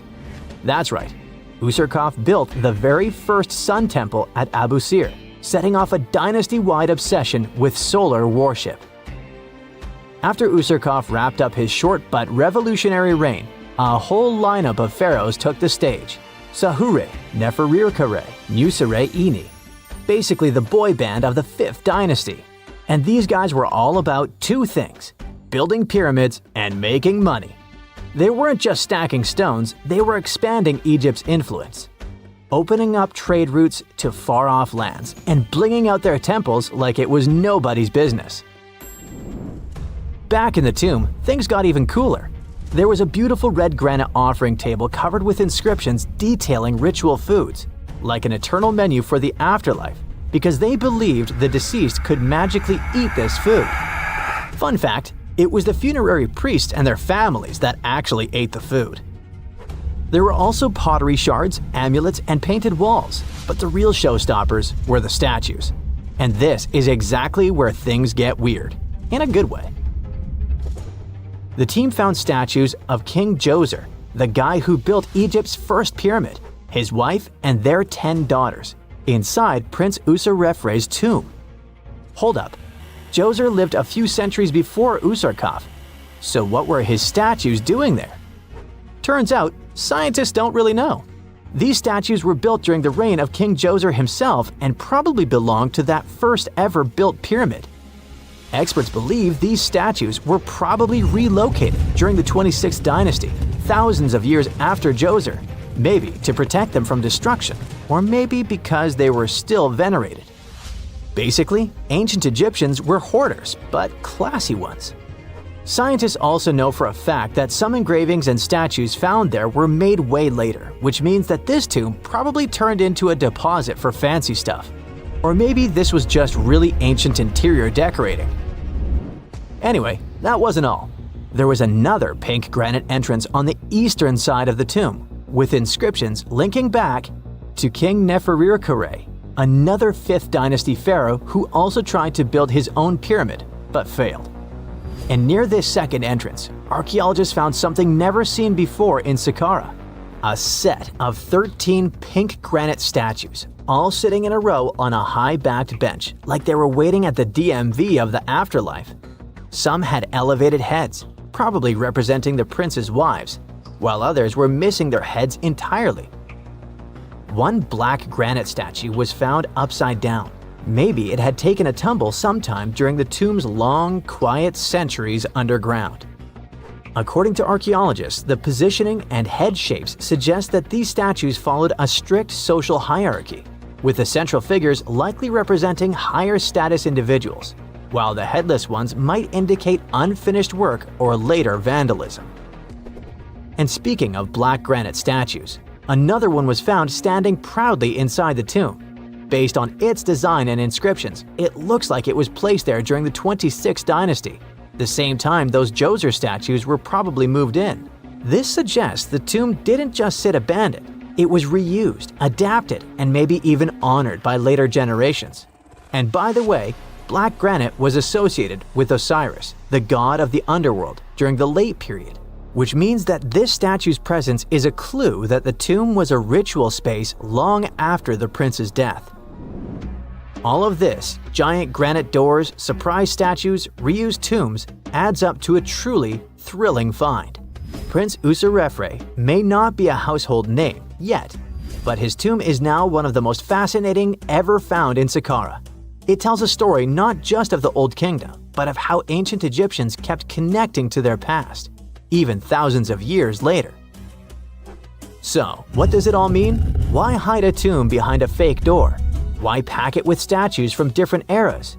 And who exactly was Prince Userefre? These are the kinds of mysteries that keep archaeologists digging and keep the rest of us fascinated. In the end, this discovery isn't just about one tomb, it's about how much is still waiting beneath the sands of Egypt. As more gets uncovered, we're reminded again and again that ancient history isn't gone. It's just sleeping behind massive pink granite doors.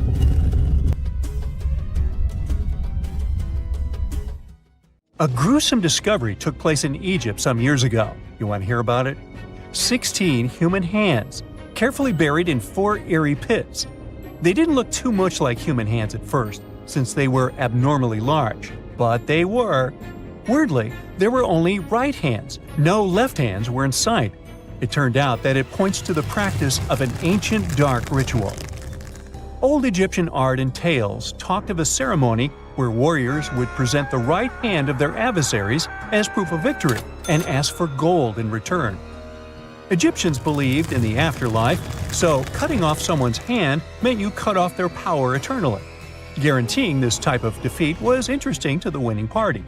Here, the fight was between Egyptians versus Hyksos, who lived in what was once known as Canaan. Egypt has always been the center of some history-changing findings, and some time ago, this papyrus was found. If we stretched it open, it would be just a tad bigger than the height of a skyscraper. The world's tiniest skyscraper, which is located in Wichita Falls, Texas.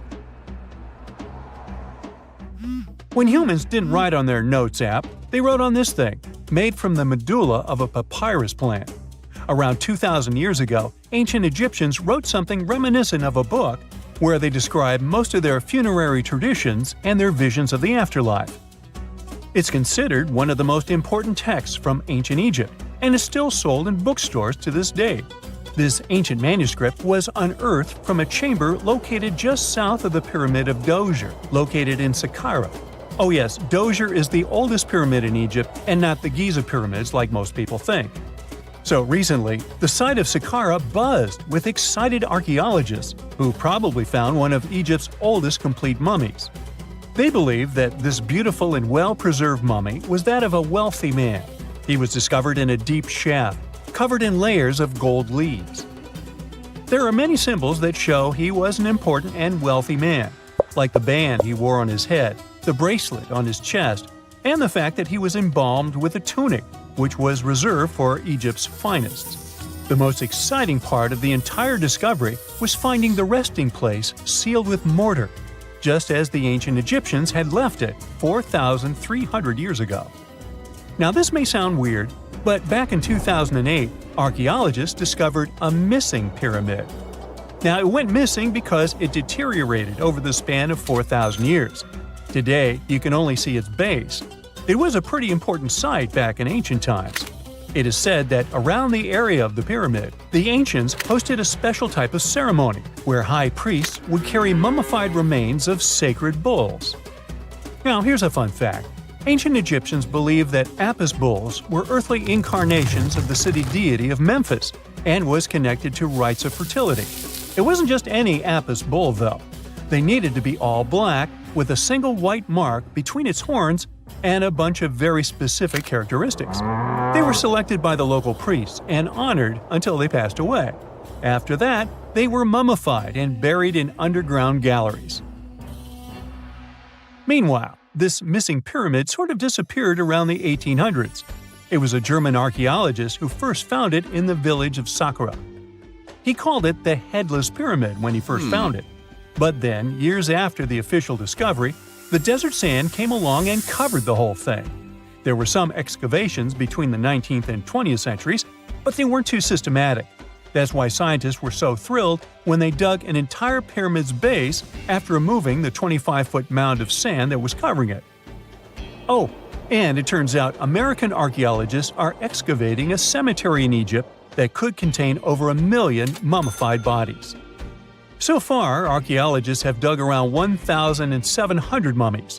One of the main differences from other classic Egyptian mummies is that these people weren't kings and pharaohs.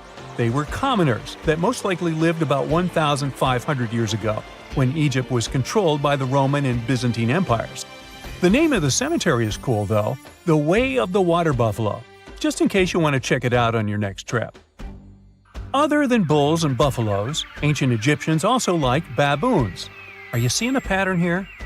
In the beginning of the 20th century, archaeologists discovered a site filled with mummified baboons in a place called, guess what? The Valley of Monkeys. An animal wouldn't have been mummified if it wasn't considered important. Certain animals were more important than others, since they were linked to specific deities. Jackals were connected to Anubis, the ancient god of the afterlife, and cats were likened to the female deity Bastet. Baboons were a pretty big deal, since they were believed to be connected to Thoth, the deity of wisdom and advisor to Ra, one of Egypt's supreme deities. The archaeologists who studied these animals weren't too happy. They think these baboons were kept inside and were deprived of sunlight for most of their lives. They had extreme vitamin D deficiencies and they were poorly fed. Maybe Thoth got angry with these baboon keepers. Just a guess. Since there's never a boring day for archaeologists in Egypt, they also found human mummies with golden tongues. Since Egyptians were all about the afterlife, they believed that golden tongues might help a person speak once they pass to the other side. I mean, it's a long shot, but hey, why not? Some of these mummies were placed in wooden coffins with goods, such as necklaces, pottery, golden artifacts in the shape of lotus flowers and scarab beetles, and iPhones. Just kidding. A new temple was also unearthed recently in Egypt. Scientists believe it was dedicated to honor Zeus Cassios. That deity would be a cross between Zeus, the almighty Greek deity of the sky, and Mount Cassios.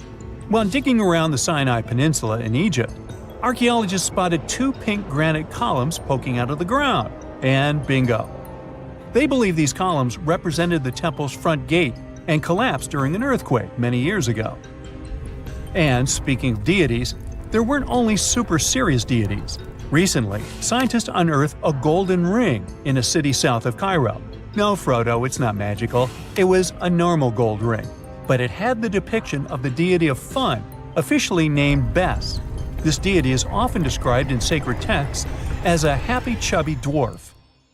Today, many tattoos we get are sorta deprived of any sense and are made of aesthetic purposes only. In ancient Egypt, though, women would get tattoos as a token of protection for childbirth. That's what scientists think, at least. Around the Nile region, scientists found some mummies that had well-preserved tattoos, which is a rarity since the skin deteriorates so easily. 2 of these women tattooed their lower backs, and the drawings were simple. They were mostly pictures, including that same chubby dwarf we just talked about, Bes. He also had a side hustle as the protector of women during childbirth. Now, would you believe me if I told you ancient Egyptians invented robots? No? Well, that's because that's not entirely true. Sure, they were astronomers, mathematicians, and engineers, and somehow they also squeezed an eccentric invention into that package. An automated deity some scientists called Hathor. This wooden statue had been in the Metropolitan Museum of Art for years before someone noticed its secret. With the help of an X-ray machine, specialists discovered a mechanical operating system inside it. The pulley-like axis goes from the statue's shoulder to her left leg. When the system rotates, the statue raises and lowers her hand. Hey, pick me, pick me. Scientists have discovered a never-before-seen pyramid immersed in the sands of Judea. After a little digging, they discovered that it held treasures that had been untouched for over 2 millennia and historical secrets that we can only now access. At the Zohar Fortress site, 2,600 feet above the Dead Sea, archaeologists were searching for manuscripts that would provide new information about the history of the site. The excavation was originally part of a long-standing campaign launched by the authorities. Its goal was to protect the sites from looting and unauthorized excavations. What they didn't expect was to find a pyramid-shaped structure built on top of a hill, made of hand-cut stones, each weighing hundreds of pounds. At first, the experts thought it was just a tomb, but they soon noticed the shape of the original walls and understood that the mound was a construction. They immediately realized that someone had dug into the top of the structure, probably looters who had spotted something valuable there. Luckily, most of the structure was still buried in sand, so the most valuable finds were hidden from sight. In the first week of excavation, volunteers found fragments of papyrus, bronze vases, and even ancient furniture, which were exceptionally well preserved. The desert climate had been a great ally in preserving those artifacts over the millennia. With little humidity in the air, mold cannot form. So, organic materials such as wood and fibers are protected from cracking and deformation. Hypotheses suggested that the pyramid had been built during the First Temple period. However, new discoveries have shown that it's more recent, from the Hellenistic period. Considering this and the fact that the structure dates back 2,200 years, it's believed that it probably appeared shortly after the death of Alexander the Great, the famous ancient Greek king of Macedonia. At that time, his generals divided the former Seleucid Empire. Ptolemy took control of Egypt and the surrounding regions, including the Dead Sea area, while Seleucus took control of the north, which is now part of the Middle East. It's still not known for sure whether the pyramid was built under the rule of the Ptolemaics or the Seleucids. Both Ptolemaic coins and coins from the Seleucid kingdom have been found at the site. Even so, many scholars believe it was built when the region was under Ptolemaic control. Evidence also suggests that the building, despite its longevity, collapsed at some point. But that's not why it was abandoned by the ancient Egyptians, which begs the question of what purpose it was built for. Some believe it was used as a tomb due to its picturesque location on top of a hill. Others believed it may have served as a historical monument. However, one of the strongest theories is that the pyramid was a guard tower, protecting an important trade route along which salt and bitumen resources from the Dead Sea were transported to coastal ports. They also believe it may have been used by Ptolemaic officials to collect taxes from travelers. It would be something equivalent to our modern-day toll booths, or even port inspection agencies. Although the contents of the papyrus documents remain a mystery, It seems very likely they were written using the Greek alphabet, and some experts believe that they may have been tax documents, which would make perfect sense, given the theory that the pyramid was a guard tower. The team calls it a fascinating historical mystery that the dig is helping to unravel, but the find is just a grain of sand in an entire desert. The dig is part of a larger project that's been going on for a long time. And in the last 8 years alone, it has scanned 111 miles of desert cliffs and identified approximately 900 caves within that radius. Using rappelling equipment, advanced technology, and specialized documentation methods, archaeologists discovered thousands of rare items, such as hidden scrolls, woodworking tools, carpets, leather goods, and even treasures. For them, the Judean desert is an ancient vault just waiting to be opened to reveal its secrets. A few years before they found the mysterious pyramid, they discovered a cave that had served as a refuge for Jewish rebels almost 1900 years ago. The site was about 262 feet from the top of a cliff, and because of its difficult access, it hadn't been explored yet. Inside, they found previously unpublished fragments of the Dead Sea Scrolls that contained religious passages written in Greek. 11 lines of text were reconstructed thanks to the good condition of the papyri. So, scientists were able to identify their etymological content. Probably the best thing, there was no problem with preservation. Thanks to the dry and hot conditions of the desert, the artifacts were in impeccable condition.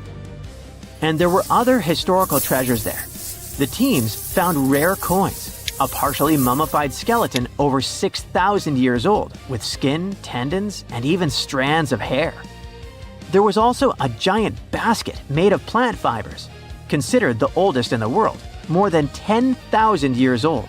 With a capacity of up to 26 gallons, it was made about 1,000 years before the invention of ceramics.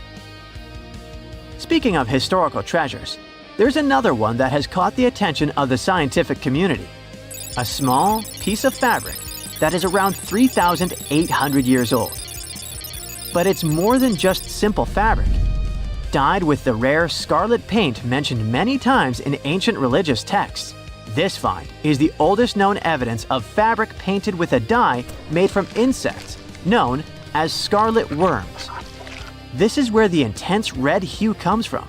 It was a highly valued color, like royal blue and purple, because those insects lived in oak trees and could only be harvested for a short period during the year. So, those dyes were reserved for sacred fabrics, such as priests' clothes, marking status and religious importance. And although this discovery had great significance for archaeology, its size was actually tiny, measuring less than 1 inch. The fragment was discovered in 2016 during excavations in the so-called Cave of Skulls, but it's not known exactly how this fabric got there. According to experts, it's evidence that people knew how to dye wool fibers already 3,800 years ago or so. It also provides us with proof that the ancient textile industry already used animals at about the same time people began to create written sources. Fabrics painted using this type of dye were recorded in more recent periods. But what makes this piece really special is the fact that it is much older than any other. Another important discovery was made in 1980, when scientists found a seed that was over 1,000 years old, which turned into a mysterious tree named Sheba. They spent 14 years cultivating this plant, which is now about 10 feet tall, only to discover later that it could belong to an extinct lineage of trees that had grown in the region. The seed dates back to a period between 993 and 1202 CE, and they believe that Sheba may be a biblical tree commonly associated with healing. Although it's not been possible to identify the exact species, since the tree hasn't flowered, we know that it belongs to the genus Commiphora, which is related to famous African plants, such as the myrrh tree. But time has revealed something even more special. Its leaves and resins are rich in compounds that have medicinal, antioxidant, and even skin-soothing properties. This means that the tree may represent a forgotten lineage whose resin had medicinal value and was mentioned in ancient texts. This brings to light how ancient people dealt with botanical medicine. One more step in the wrong direction, and the crossbows will release their arrows. If you open the wrong door, you'll end up in a river of mercury. It's almost impossible to get out of this place, but it is even more difficult to get here. No, this is not a location from an adventure movie, but a treasure hunter. This is a real giant tomb filled with traps and streams of toxic mercury. And it's not somewhere deep in the Amazon jungle or an unknown island. This tomb is located in central China, near the city of Xi'an. And you know what the coolest thing is? This tomb was built more than 2,000 years ago. And even now, in the 21st century, we still don't know how to get there. But let's start from the beginning. Many of you have probably heard of terracotta statues. Thousands of clay sculptures of people. Those statues were first found in 1974, when a group of peasants were digging decks near Xi'an. They found a detailed human-sized figure, and that was 1 out of 1,000. Each figure was made as realistic as possible. Each of them was unique and had its distinctive details. More than 50 years have passed, and scientists are still digging up these sculptures. The number has already exceeded 8,000. But what are they doing there? What is their purpose? Terracotta sculptures are kinda guarding the tomb of Emperor Qin Shi Huang. He was such an influential man in China that he wasn't just buried in a tomb. His servants created a giant coffin complex the size of a small town. So, if thousands of clay guards symbolically protect this place, it's difficult to imagine what's in the center of this ancient, gigantic tomb. But first, let's find out who Qin Shi Huang was, and then move on to the dangerous traps. He was the first son of the ruler of the kingdom of Qin. It was one of the 6 kingdoms that existed on the territory of modern China. In 2059 BCE, when Qin Shi Huang was born, those 6 kingdoms were independent and separated from one another. Moreover, there was a strong conflict between them that lasted for more than 200 years. But Qin Shi Huang turned out to be the man who managed to conquer and unite all these kingdoms. He became more than just a king. He became the first emperor of China. But how did he complete a seemingly impossible task? Natural disasters, clever strategy, tactics, and skills helped him to conquer the 6 kingdoms. Scientists are still arguing about some of the details of how this happened. All that can be said is that Qin Shi Huang was a very wise and intelligent emperor. So it's not surprising that his burial turned out to be so huge. He was buried in the largest and most luxurious funeral complex in the history of China. The area the size of a small city contains many underground caves filled with things an emperor could need in the afterlife. In ancient China, as well as in ancient Egypt, people believed that when an emperor went to the other world, he could take with him those things that were buried with him. Unfortunately, sometimes it could be people, but Qin Shi Huang acted wisely and correctly. He decided to bury clay statues. But the coolest thing is that the architects and builders of this complex made it impregnable.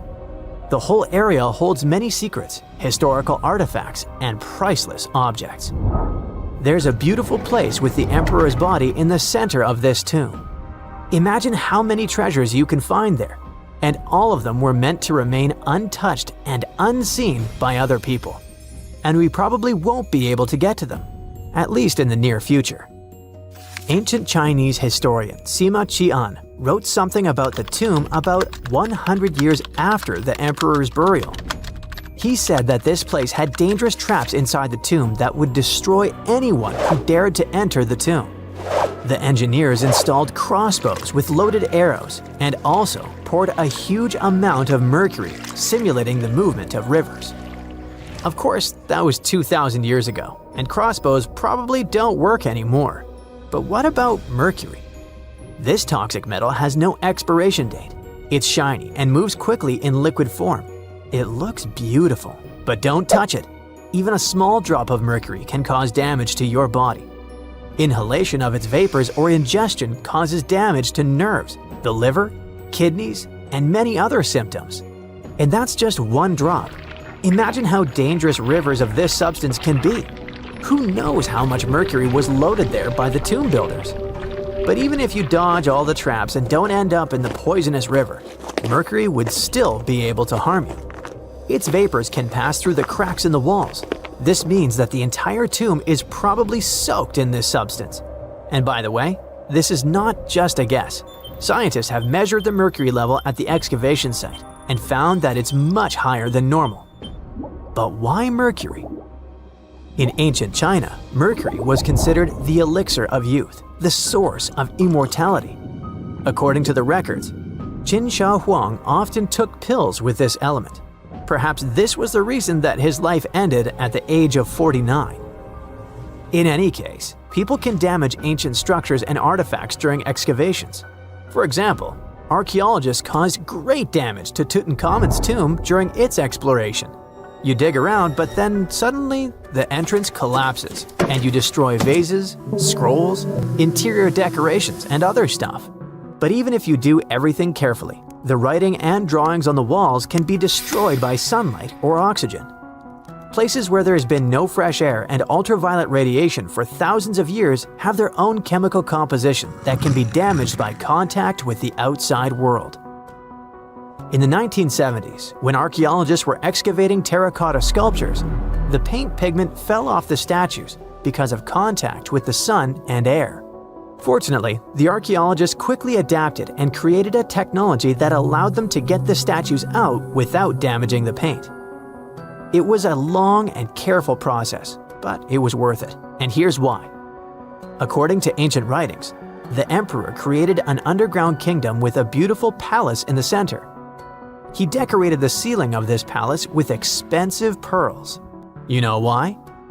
To simulate the stars in the night sky. And that's just the ceiling.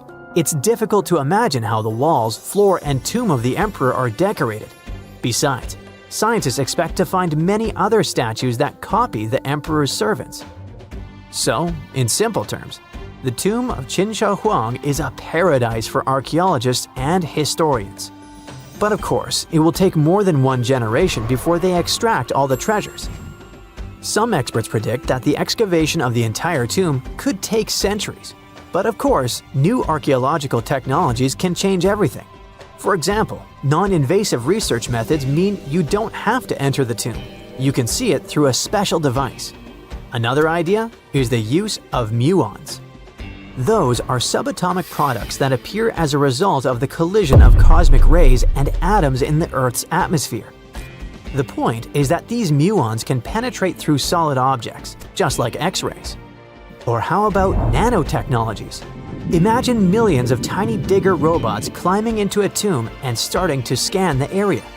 They transmit the data to a computer, and then scientists create a holographic model. It all sounds cool, but to be honest, the charm of archaeology is lost here.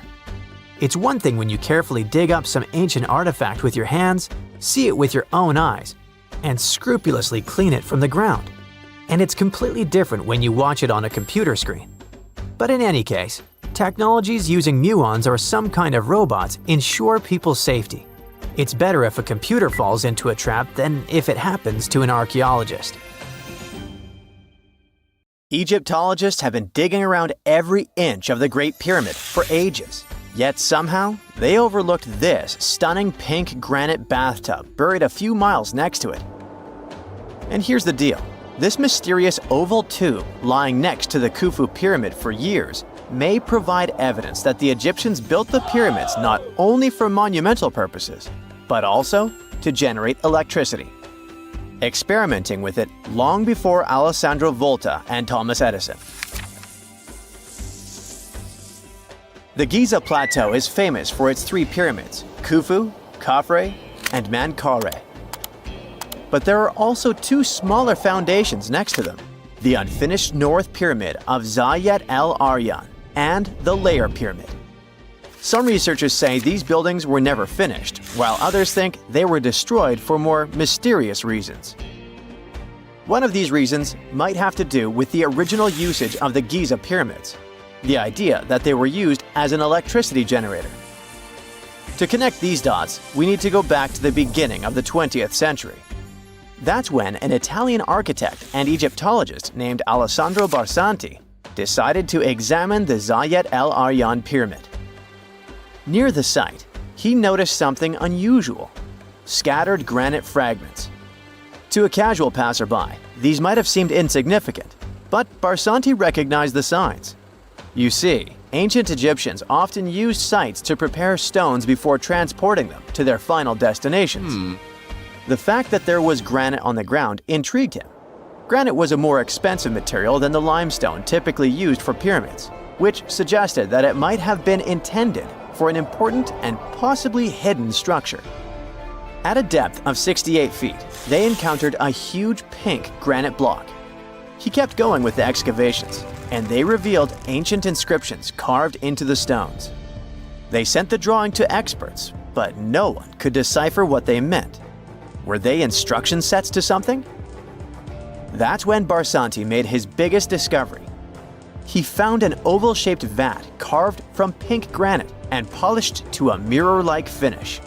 The thing is, the vat had been carefully sealed. When they opened it, they found a thin black residue along the walls. I'm thinking something in the lines of a black oily substance. This discovery raised many questions for him. It didn't make sense to him that ancient Egyptians would go above and beyond to seal and protect this strange vat. By 1911, Barsanti had to abandon his effort to figure out what was the deal with that mysterious pit. But his findings intrigued researchers all over the world, and they've got their own opinions about it. One of these modern theories suggests that the other pyramids could have been used as a part of a bigger whole. It suggests that the Khufu pyramid was actually used as a water pump designed to irrigate the desert area. Apparently, the pyramid's internal chambers would function as a hydraulic system. In the 1990s, an engineer took this theory seriously and studied the pyramid's subterranean chamber. Surprisingly, he found actual signs of water damage. Apparently, the pyramid generated powerful compression waves, aka pulses, that could create electricity. This raised an important question. Could the ancient Egyptians have used the pyramids as a generator in order to produce electricity? On paper, that was proven to be possible, but hey, agreeing on the original use of the pyramids is probably one of the most difficult things in the world. So, we're still not 100% sure about this. Apart from that, Egypt is a playground for important discoveries regarding humanity's past. I mean, scientists have just discovered what looks like a cosmic command center, similar to that room from the Doctor Strange movies. They discovered an L-shaped astronomical observatory, measuring around 9,000 square feet, dating back to the 6th century BCE. Definitely the first and largest of its kind from that era. The mud brick structure housed tools used for calculating dates related to ancient Egyptian rites, royal coronations, and agricultural plans. This observatory is located in the archaeological site known as the Temple of Phuto, just 50 miles east of Alexandria. It's pretty impressive. The structure was designed so that you'd get inside the room through an east-facing entrance. This way, you'd get to see the sunrise. Once inside, you'd find a pretty huge shadow clock, used to tell time by tracking the movement of shadows inside the room. This variant of a sundial clock was nearly 16 feet long. That was quite an exciting discovery. Another interesting one was that scientists and Egyptologists have discovered the first ever pregnant mummy. Now, even if we know quite a lot about mummification processes, we keep making discoveries that open new doors into the lives of ancient Egyptians. It took so long for someone to find out this mummy was expecting at the time she was embalmed because she was placed in a male's coffin. More specifically, a male priest.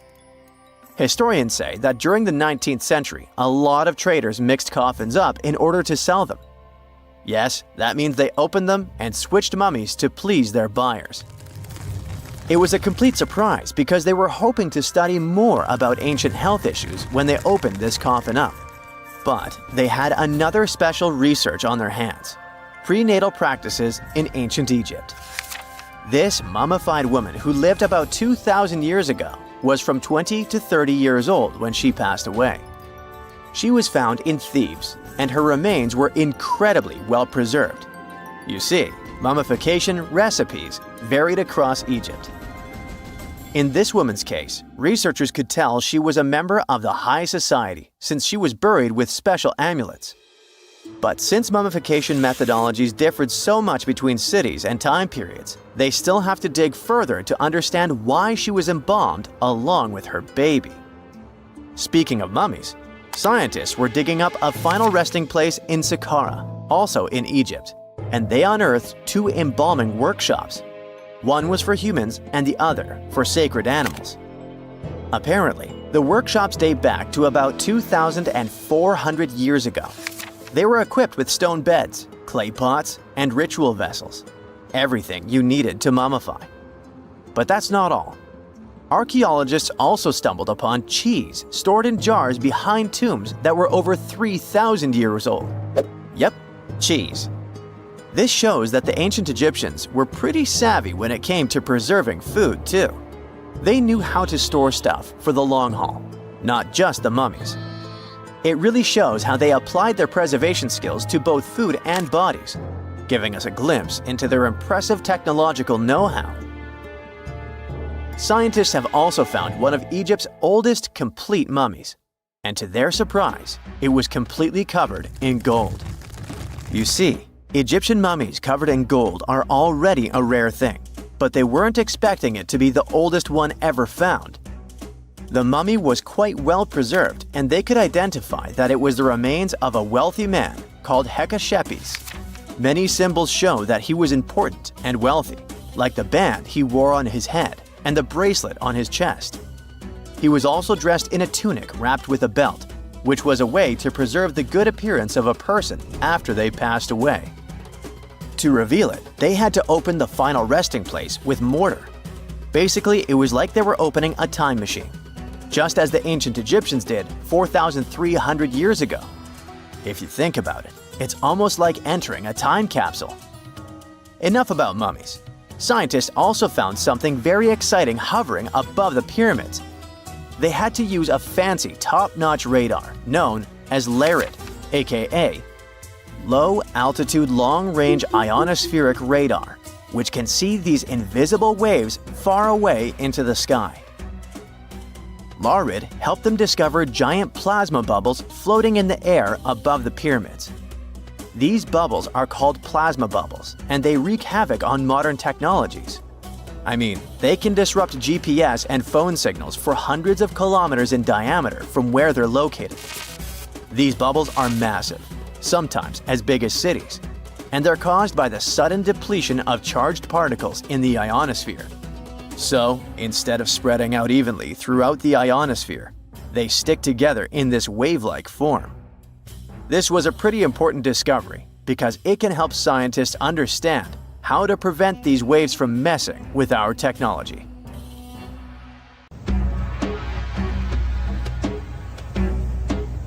This is not a dune set. This is a very real desert in Niger. Jado was probably built by the nomadic Sao people and is filled with ksars, which are fortified houses made of salt and clay, with giant walls and secret passages.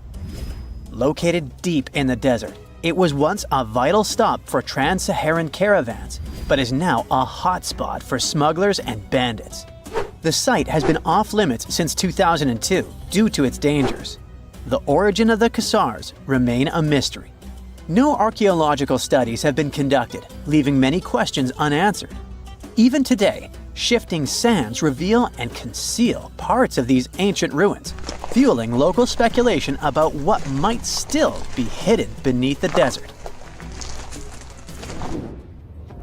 Speaking of connective tunnels, scientists were blown away by the discovery of lava tubes in Saudi Arabia. These underground passages form when molten lava cools down.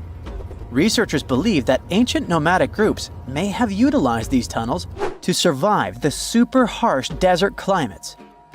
While excavating the tunnels, archaeologists uncovered artifacts, rock art, and skeletal remains. The art and animal bones show that the people who used the tunnels were probably sheep and goat herders. They're still piecing together whether these groups lived in the tunnels for extended periods or just used them as temporary shelters. The Great Pyramid of Giza has been standing for thousands of years, but it's still hiding secrets. Using special scanning technology, scientists found two hidden structures under an ancient burial ground. The first is a shallow L-shaped structure, and below it is a much larger space that could be a final resting place or a chamber. The smaller structure was filled with sand on purpose, while the deeper one might be an empty chamber. Experts believe the two are connected, possibly as an entrance leading to a secret chamber. This is big news because it might give us some more insight into who built the pyramids and why. The world is full of ancient writing, but some messages refuse to give up their secrets, like the mystery of the Bashplemi tablet. This unusual stone, pulled from a lake in Georgia, is covered in symbols no one can read. Even with modern technology, experts are completely stumped. The tablet is about the size of a book, with 60 symbols carefully carved into its surface, but 39 of them don't match any known language. Some resemble scripts from ancient civilizations in the Middle East, India, and Egypt, but none are an exact match. To make things even trickier, part of the tablet is broken off, meaning a piece of the puzzle is missing forever. To rule out a hoax, scientists studied the tablet closely. They confirmed it's made of vesicular basalt, an extremely tough local rock. Whoever carved these symbols must have been really skilled. Based on similar archaeological finds, experts believe the tablet could date back thousands of years, possibly to the late Bronze or early Iron Age. Some symbols repeat, which could mean they're numbers. Maybe it's an inventory list, a record of battles, or even an offering to the deities. Until someone cracks the code, the Bashplemi tablet remains an unsolved mystery from the depths of history. Experts are still stumped with what this Minoan disc might mean. The Phaistos disc is one of the most mysterious finds from the Minoan civilization. This 6-inch clay object, discovered in 1908, has strange spiral markings that no one has fully decoded yet. The disc has 241 symbols on both sides, showing everything from people and animals to tools and plants. Experts have come up with many theories about what the symbols mean. Some think it's an early form of Greek. Others suggest it's a prayer or a hymn. And some even believe it could be a letter from a king in Anatolia to a Greek ruler. Let's see who will be the first to figure this out. It's always a fun day at an archaeologist's office when they find something as big as a 2,000-year-old marble head. A French archaeologist mission went digging inside an old medieval house near Alexandria in Egypt and found a statue's head depicting an old, possibly ill man. This statue dates from the last Egyptian dynasty before it became part of the Roman Empire, and the site where it was found is associated with the likes of Cleopatra and Mark Antony. For archaeologists, even the smallest finds at this site means a lot. You've heard of Lucy, right? The Australopithecus that was an early ancestor for us humans. Well, scientists found some of her species' footprints somewhere in Tanzania. The so-called Laetoli footprints are over 3 million years old. The trail stretched 88 feet and has about 70 footprints, left behind when a bunch of early humans walked across some wet volcanic ash.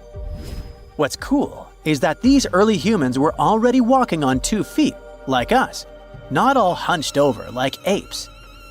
The close spacing of the prints shows they probably had short legs and a shorter stride than we do today. In an ancient Egyptian temple, archaeologists uncovered a shrine unlike any other, a place dedicated to falcons and 2 mysterious deities. One deity had a falcon's head, while the other wore a crown with a sun disk and cow horns. But the most baffling discovery was an inscription that read, it is improper to boil a head in here. At the heart of the shrine, there are 15 headless falcons carefully arranged on a pedestal, likely as offerings to the falcon-headed deity. One theory suggests the birds were boiled first, perhaps to pluck their feathers, before being placed in the shrine, following the strange rule carved into stone. Archaeologists also found a 13-inch iron harpoon nearby. Its true purpose remains unknown, although the shrine also held remains of fish, mammals, and bird eggs, suggesting that the rituals may have included feasting. And speaking of ancient Egypt, meet Hathor. Scientists named her after the ancient Egyptian deity of motherhood, music, and singing. This wooden statue, housed at the Metropolitan Museum of Art, was thought to be just a beautiful artifact, until a surprising secret was uncovered. Using an X-ray machine, experts found a mechanical operating system inside it, with pulleys and axles connecting her shoulder to her left leg. When activated, the system made her hand raise and lower, an engineering marvel from over 3,000 years ago. The statue was created during Egypt's Middle Kingdom, around 1800 BCE, and is often compared to 19th century automata due to its advanced design. It's believed the statue was used in religious ceremonies, symbolizing Hathor's role in dance and music. An unexpected discovery happened in northern Kuwait, where a Kuwaiti-Polish team uncovered a mysterious 7,500-year-old statue. The statue features an elongated skull, no mouth, narrow eyes, and a flattened nose. This feature is thought to be an Ophidian figurine, named after the Greek word for snake, and it was likely made by the Ubaid culture, a civilization known for their pottery skills. While no one knows exactly what role this weird statue played, it might have been linked to rituals or symbolic practices. Some scientists think these figurines, found in homes or final resting places, were tied to important cultural beliefs. We couldn't mention unresolved mysteries of this world without speaking about these elongated skulls. In the deserts of Peru, researchers uncovered 5 ancient skeletons, 2 with unnaturally elongated skulls. While head shaping was common in many cultures, these skulls defy explanation. Local legends tell tales of the so-called gentiles, a mysterious race banished underground by the powerful deities. Some say this is what the skulls represent.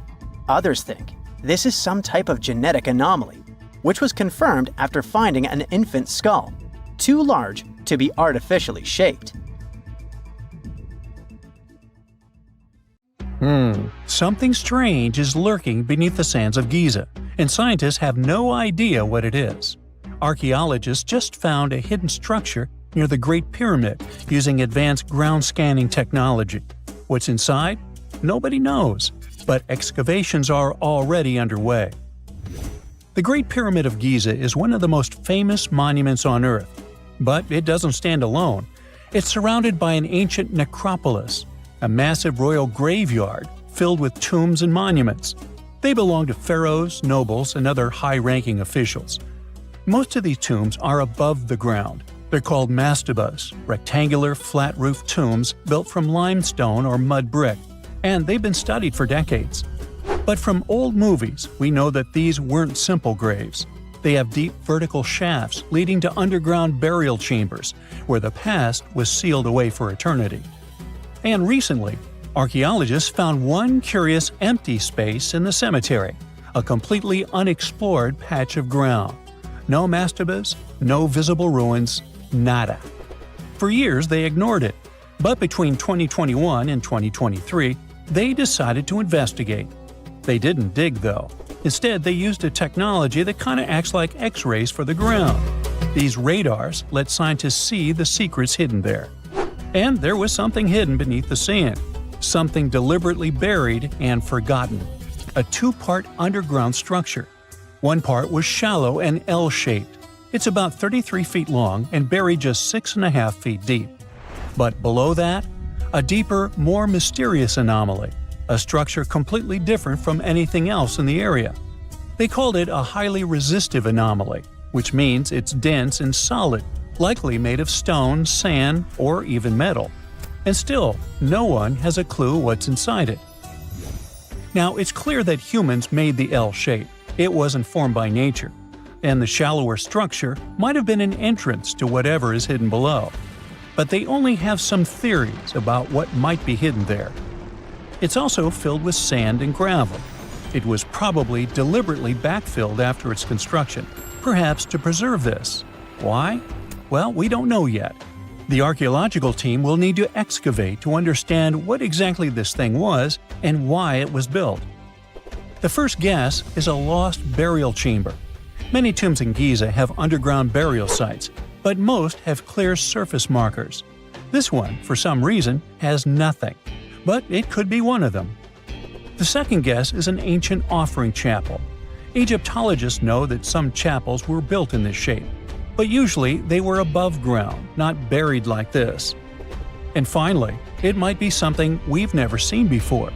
If this turns out to be a new type of structure, it could rewrite what we know about the burials of pharaohs. The only way to know for sure is to dig it up, and that's exactly what's happening right now. Excavations are already underway. Archaeologists are racing against time to uncover the truth. But there's a real danger there too. Giza's fragile ancient structures need to be handled carefully. Otherwise, they could be damaged beyond repair. So all we can do is wait for the truth. Now, these tombs always held fascinating mysteries. Unfortunately, we'll never learn tons of these mysteries because of some relentless tomb robbers. Egyptian tombs were built to guard the bodies for eternity. But that absolutely didn't stop people from breaking in and stealing everything valuable inside. They've been bothering these ancient sites for thousands of years, starting way back in pharaohs' times. Many of the most famous tombs, including those in Giza, Sakara, and the Valley of the Kings, were looted. It was a common practice in ancient Egypt. And they were serious about this whole thing. They dug secret tunnels to bypass traps and walls, bribed or threatened tomb workers to get inside knowledge, cracked open sarcophagi to grab gold, jewelry, and artifacts. And by the time modern archaeologists got to most of these tombs, they had already been picked clean. The reigning pharaohs got tired of this infuriating nonsense. The Valley of the Kings, the famous burial ground of Egyptian royalty, was supposed to be the ultimate safe zone. Tombs were built deep underground, hidden in the desert. Passages were sealed with giant stone blocks. False doors and traps were added to confuse thieves. Even curses were written on the walls, warnings of horrible endings for anyone who dared to disturb the tomb, which is exactly where we got all those horror stories about mummies from. Spoiler alert, none of it worked. Most tombs in the Valley of the Kings were fully robbed within 100 years of being sealed. Even King Tutankhamun's tomb, one of the most famous in history, was broken into twice in ancient times. Some of them decided to try and fight back. The New Kingdom rulers built hidden unmarked tombs in a way that should have prevented the looters from finding them, but didn't work. Some pharaohs, like Ramses II, were moved in secret to prevent their bodies from being stolen. Nope, didn't matter. The grave robbers always won. That's because tomb raiders weren't just random thieves. They were skilled, organized, and well-connected. They knew exactly where to look. Many were the ones who had built these sites in the first place, and they knew where the entrances were. If they couldn't smash through the doors, they'd dig through the walls, floors, and even ceilings to break inside. They also worked fast, often within a few years after the tombs were sealed, before anyone forgot where the valuable stuff was. The Khufu's pyramid, the one that's next to this newly discovered structure, was looted long before modern times. The one thing left inside when explorers got there? An empty granite box where the sarcophagus used to be. Unfortunately, it's not just about gold. History itself gets stolen during these raids. Ancient Egyptians wrote detailed records of what exactly and where they buried. So when archaeologists compare these lists to what's found, they can see what's missing, which is often everything valuable. Most artifacts don't end up in museums. They just disappear into private collections, where they can never be studied again. Which is, of course, completely unfair. In fact, a few countries have had enough and started passing laws to take historical artifacts back from private collectors. In Italy, if you own an ancient Roman artifact, you must prove you got it legally. China is actively hunting down stolen artifacts, and they must find ways to retrieve it back from the Western collectors. In Egypt, they passed new laws making it illegal for private citizens to own any ancient Egyptian artifacts at all. Other countries, like the US, the UK, Germany, or Switzerland, are completely fine with rich guys owning their history. The British Museum is built on looted things. European empires invaded half the planet and took whatever they wanted back home. Their museums are often full of such stolen artifacts, and unfortunately, they refuse to give most of them back. For example, the Rosetta Stone. It was taken from Egypt by Napoleon's army, then stolen again by the British after they beat the French. Egypt has been demanding to return for years, but they still can't get it back. Or the Parthenon marbles. These magnificent massive Greek structures were taken from the Parthenon in Athens by a British lord in the 19th century. Greece has been begging for them back ever since, but the UK doesn't feel like it. Not to mention tons of Mesoamerican artifacts scattered in various museums across the world.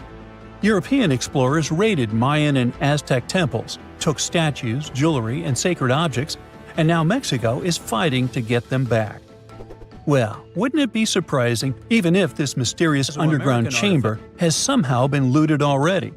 But if it's a newly found place, could it be one of the few that escaped the hands of grave robbers? Could there still be ancient artifacts, untouched for 4,500 years? We can only hope that those guys didn't get there first. If there's a question that still baffles archaeologists to this day, it's this one. How did the ancient Egyptians build those magnificent pyramids? As far as we know today, their resources were quite limited, especially in terms of tools and building materials. We still don't have a fully satisfying answer, but hey, we've got some pretty amazing theories worth considering.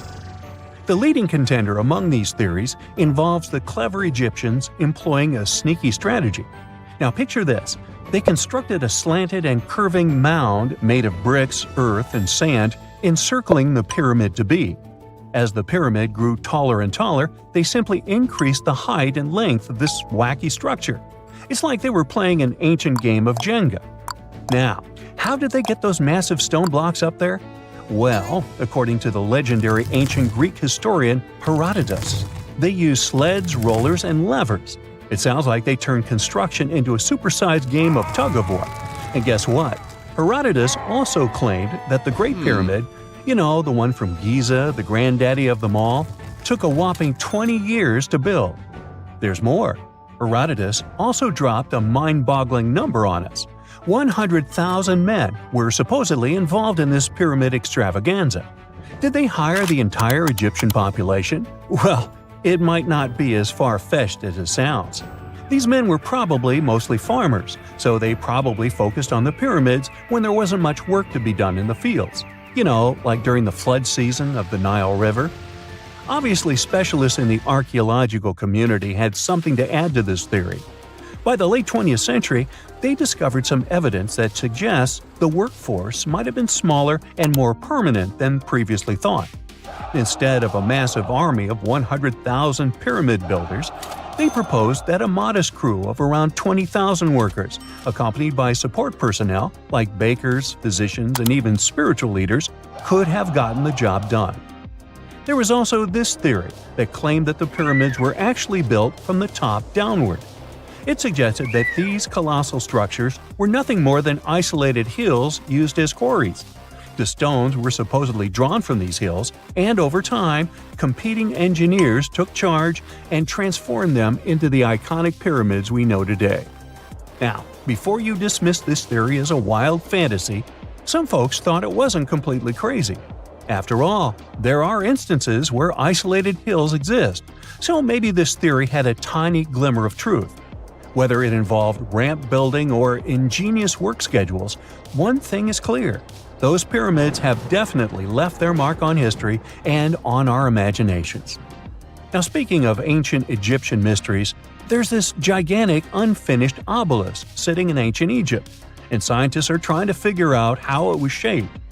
Now, some people suggest that our industrious ancestors used handheld pounders to get the job done. One expert has a different take on the matter, though.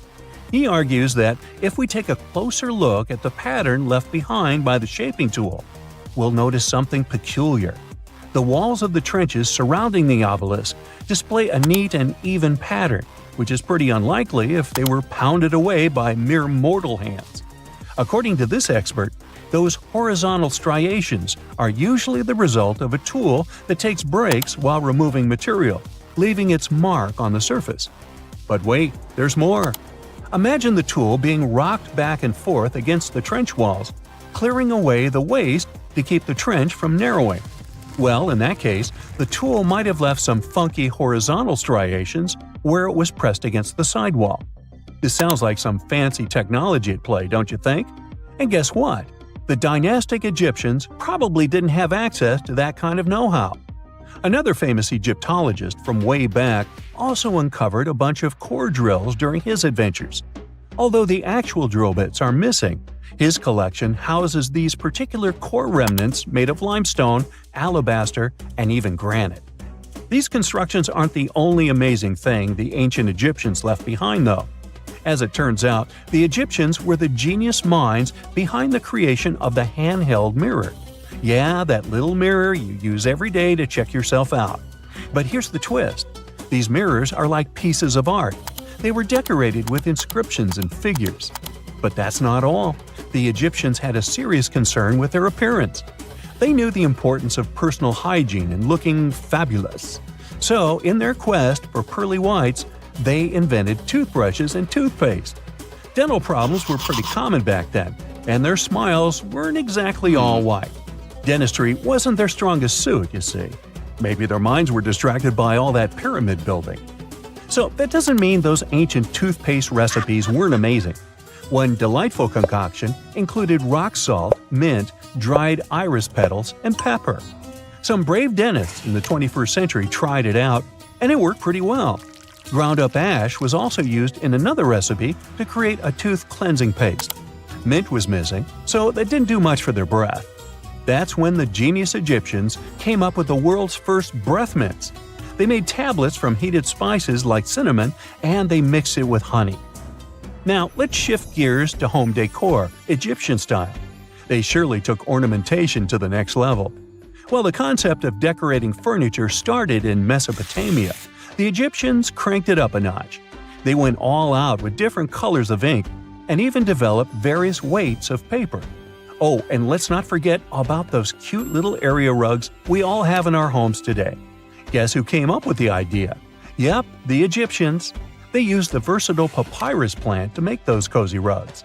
And speaking of trends, the Egyptians loved their knickknacks. They had an assortment of small figurines in the shapes of cats, dogs, and people. These statues were made from various materials, like simple sun-dried mud to the ultimate bling of gold. It all depended on how loaded you were. The Egyptians were also all about farming, and they knew that clean water was crucial for their crops and animals. That's why they came up with some nifty inventions and techniques to make sure their land was fertile and their plants were happy. First off, they had the genius idea of using ox-drawn plows. They had two types of plows, heavy and light. The heavy plow would strut its stuff, cutting deep furrows in the soil, while the lighter plow followed behind, fluffing up the earth. But they didn't stop there.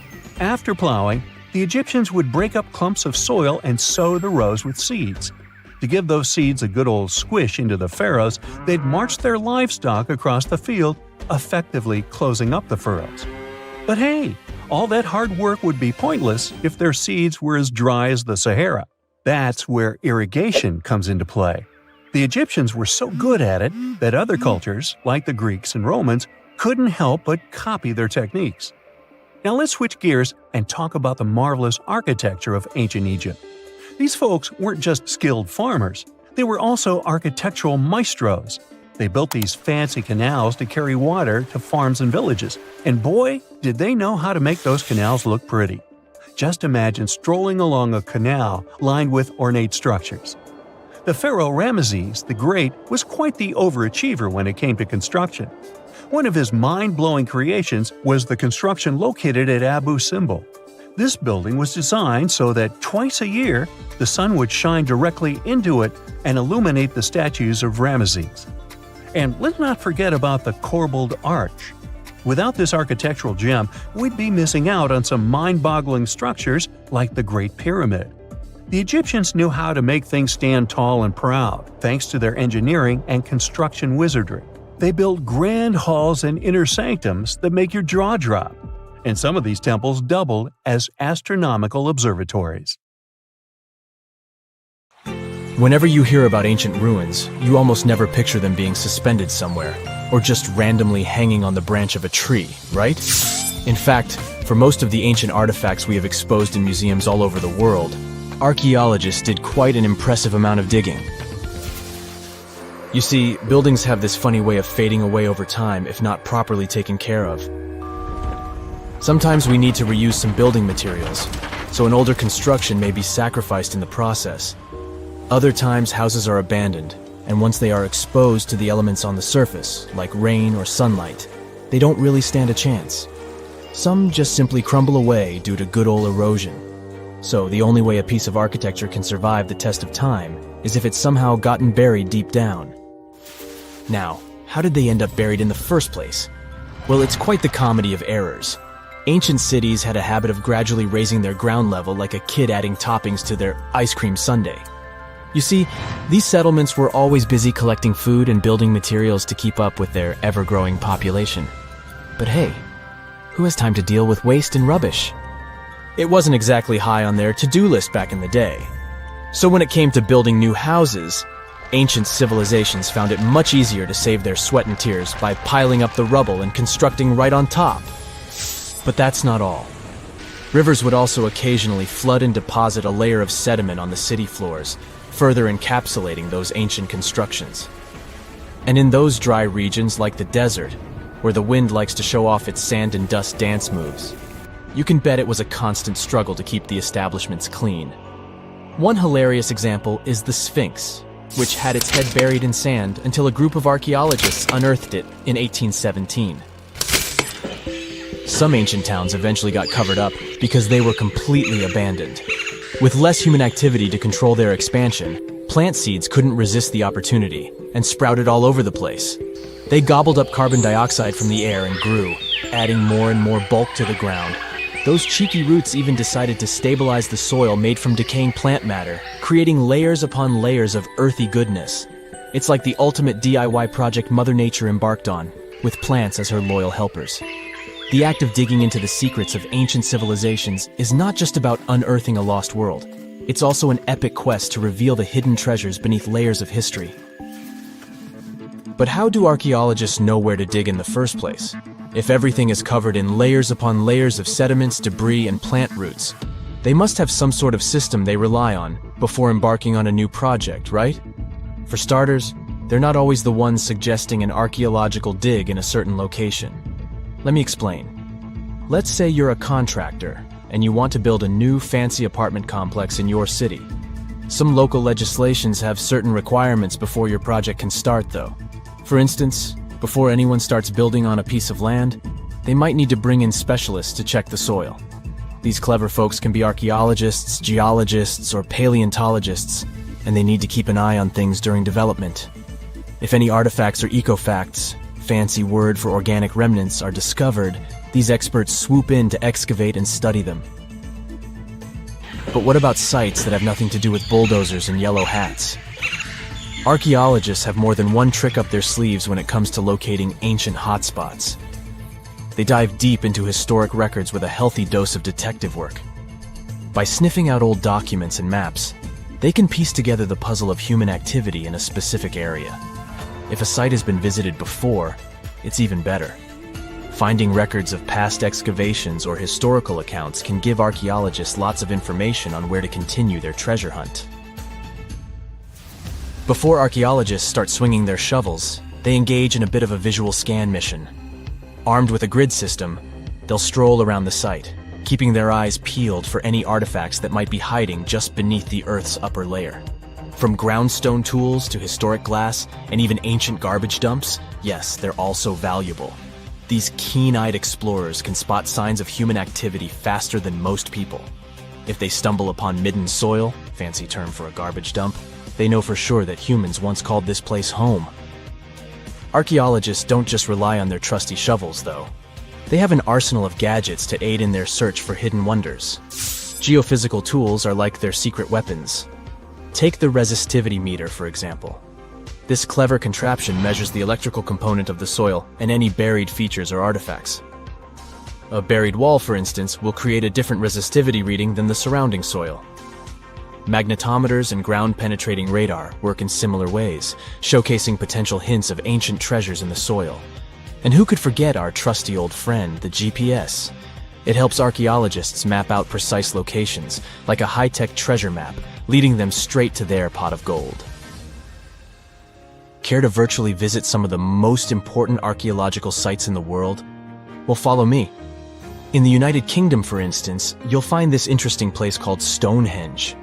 It's one of many henges scattered around, but this one really takes the cake. Picture this: massive ancient stones standing tall and proud, arranged in a funky outer ring and an inner horseshoe, with some smaller stones thrown in for good measure. And guess what? These amazing stones have been around for over 5,000 years. Talk about a serious case of rock-solid longevity. Now, here's where it gets interesting. According to local folklore, the legendary wizard Merlin whipped out his magic wand and poof! He teleported these massive stones all the way from Ireland. Apparently, some giants had assembled them there, but Merlin decided they would look much better at their new location. Others think it's just the ruined remains of an old Roman spiritual edifice. These amazing structures were built by our Bronze Age ancestors. With their simple tools and limited tech, they managed to create this monumental masterpiece. Impressive, right? Unfortunately, there's still so much we don't know about this area. Stonehenge's initial purpose remains a mystery to this day. Sure, there are lots of theories, but scientists have yet to agree on the subject. However, we do know that it's perfectly aligned to catch the sunrise during the summer and winter solstices. The ancient city of Pompeii is an equally amazing archaeological site. Picture this: Mount Vesuvius, a notorious troublemaker, decided to throw a volcanic tantrum and completely covered this ancient Roman city. It turned it into a time capsule, located outside present-day Naples in Italy. Fast forward to the year 1748, when a bunch of adventurous explorers stumbled upon Pompeii. Lo and behold, they discovered a treasure trove of well-preserved goodies: streets, houses, food. Probably a bit stale by then. Blingy jewelry, fancy sculptures, colorful frescoes, everyday household items, and even animal and human remains. It was like an epic archaeological party. From the looks of it, Pompeii had it all. Fancy houses and villas, a massive 20,000-seat arena, cute little artisan shops, hangouts like taverns. And let's not forget the saucy spots like those luxurious bathhouses for some intense pampering. There's also the Sanctuary of Apollo, where people used to gather for their daily dose of worship. And of course, the bustling heart of the city, the Forum of Pompeii, where all the cool people used to hang out. And guess what? Pompeii is so cool that it made it to UNESCO's World Heritage List back in 1997. That's like the ultimate Hall of Fame for historical awesomeness. It also includes many other famous buildings and sites, like the Taj Mahal in India and the Acropolis of Athens in Greece. There are many myths around arguably the greatest structure ever built by humans, the Great Wall of China. Some say it's so grand that it's visible from space. Others claim that you can see it from as far as the moon. Other theories suggest that the builders of the wall were left inside. Well, sorry to disappoint you, but all these impressive stories are just myths. But even with those stories busted, the Great Wall of China is an impressive and truly breathtaking structure. So let me tell you its true story. Today, China is one of the most populated countries in the world, counting as many as 1.4 billion residents. It's also one of the oldest nations in the world. It has 3,500 years of continuous written history, but the civilization existed long before that. There is a theory that while the European continent, for example, was most likely reached by humans from Africa, China wasn't populated by settlers that came from somewhere else. Some people believe that the Chinese civilization got formed from local Stone Age people who lived on the territory since the prehistoric period. So now, the Great Wall of China. It's truly big even by today's standard, stretching for over 13,000 miles. To imagine it better, it's almost 5 times the distance between New York and Los Angeles. Or even a bit greater than the distance between the North and South Poles. Even in modern times, people have never built anything close to this big. Of course, it didn't take a day to build the Great Wall of China. 2? Keep going. In fact, the wall was being built for centuries. Maybe you know that ancient cities had walls around them to protect themselves from invaders. Yes, Chinese cities had them too. The first Chinese emperor united the country in 220 BCE and got a brilliant but very ambitious idea to turn all city walls into one big wall that would defend the country's border against attacks from the north. A trusted general directed the construction, enrolling a big group of workers, soldiers, commoners, and convicts. Back then, the wall was built of rammed earth and wood. In some places that were strategically important, the sections of the wall overlapped to provide maximum security. The walls were around 26 feet high on average. But the Great Wall didn't yet look like the construction we know today. Every next emperor would pick up the big wall project, strengthening and extending it, repairing, but also modernizing construction techniques. Some used bricks to build it. Others moved on to granite and marble blocks. Watchtowers and platforms weren't there from the beginning as well. They were added by Ming emperors. The watchtowers made it possible to communicate with other parts of the wall through smoke and fire messages. So, the wall is quite inconsistent in terms of material, but it only adds more charm to the construction and shows how much effort and time it took. The reasons why some parts of the wall have been standing for centuries and are still in good condition is glutinous rice flour. Turns out, this sticky rice mortar is almost like cement. It's very strong and waterproof, sealing the bricks so tightly together that even sneaky weeds can't grow between them. You may also notice that some bricks have writings carved on them. They were left by the workers who were building the wall. The purpose of those writings is quality assurance. They contain such information as location, quantity, and responsible officials. So, in the case of some problems with the quality of materials or constructions, it would be known who should be held accountable for it.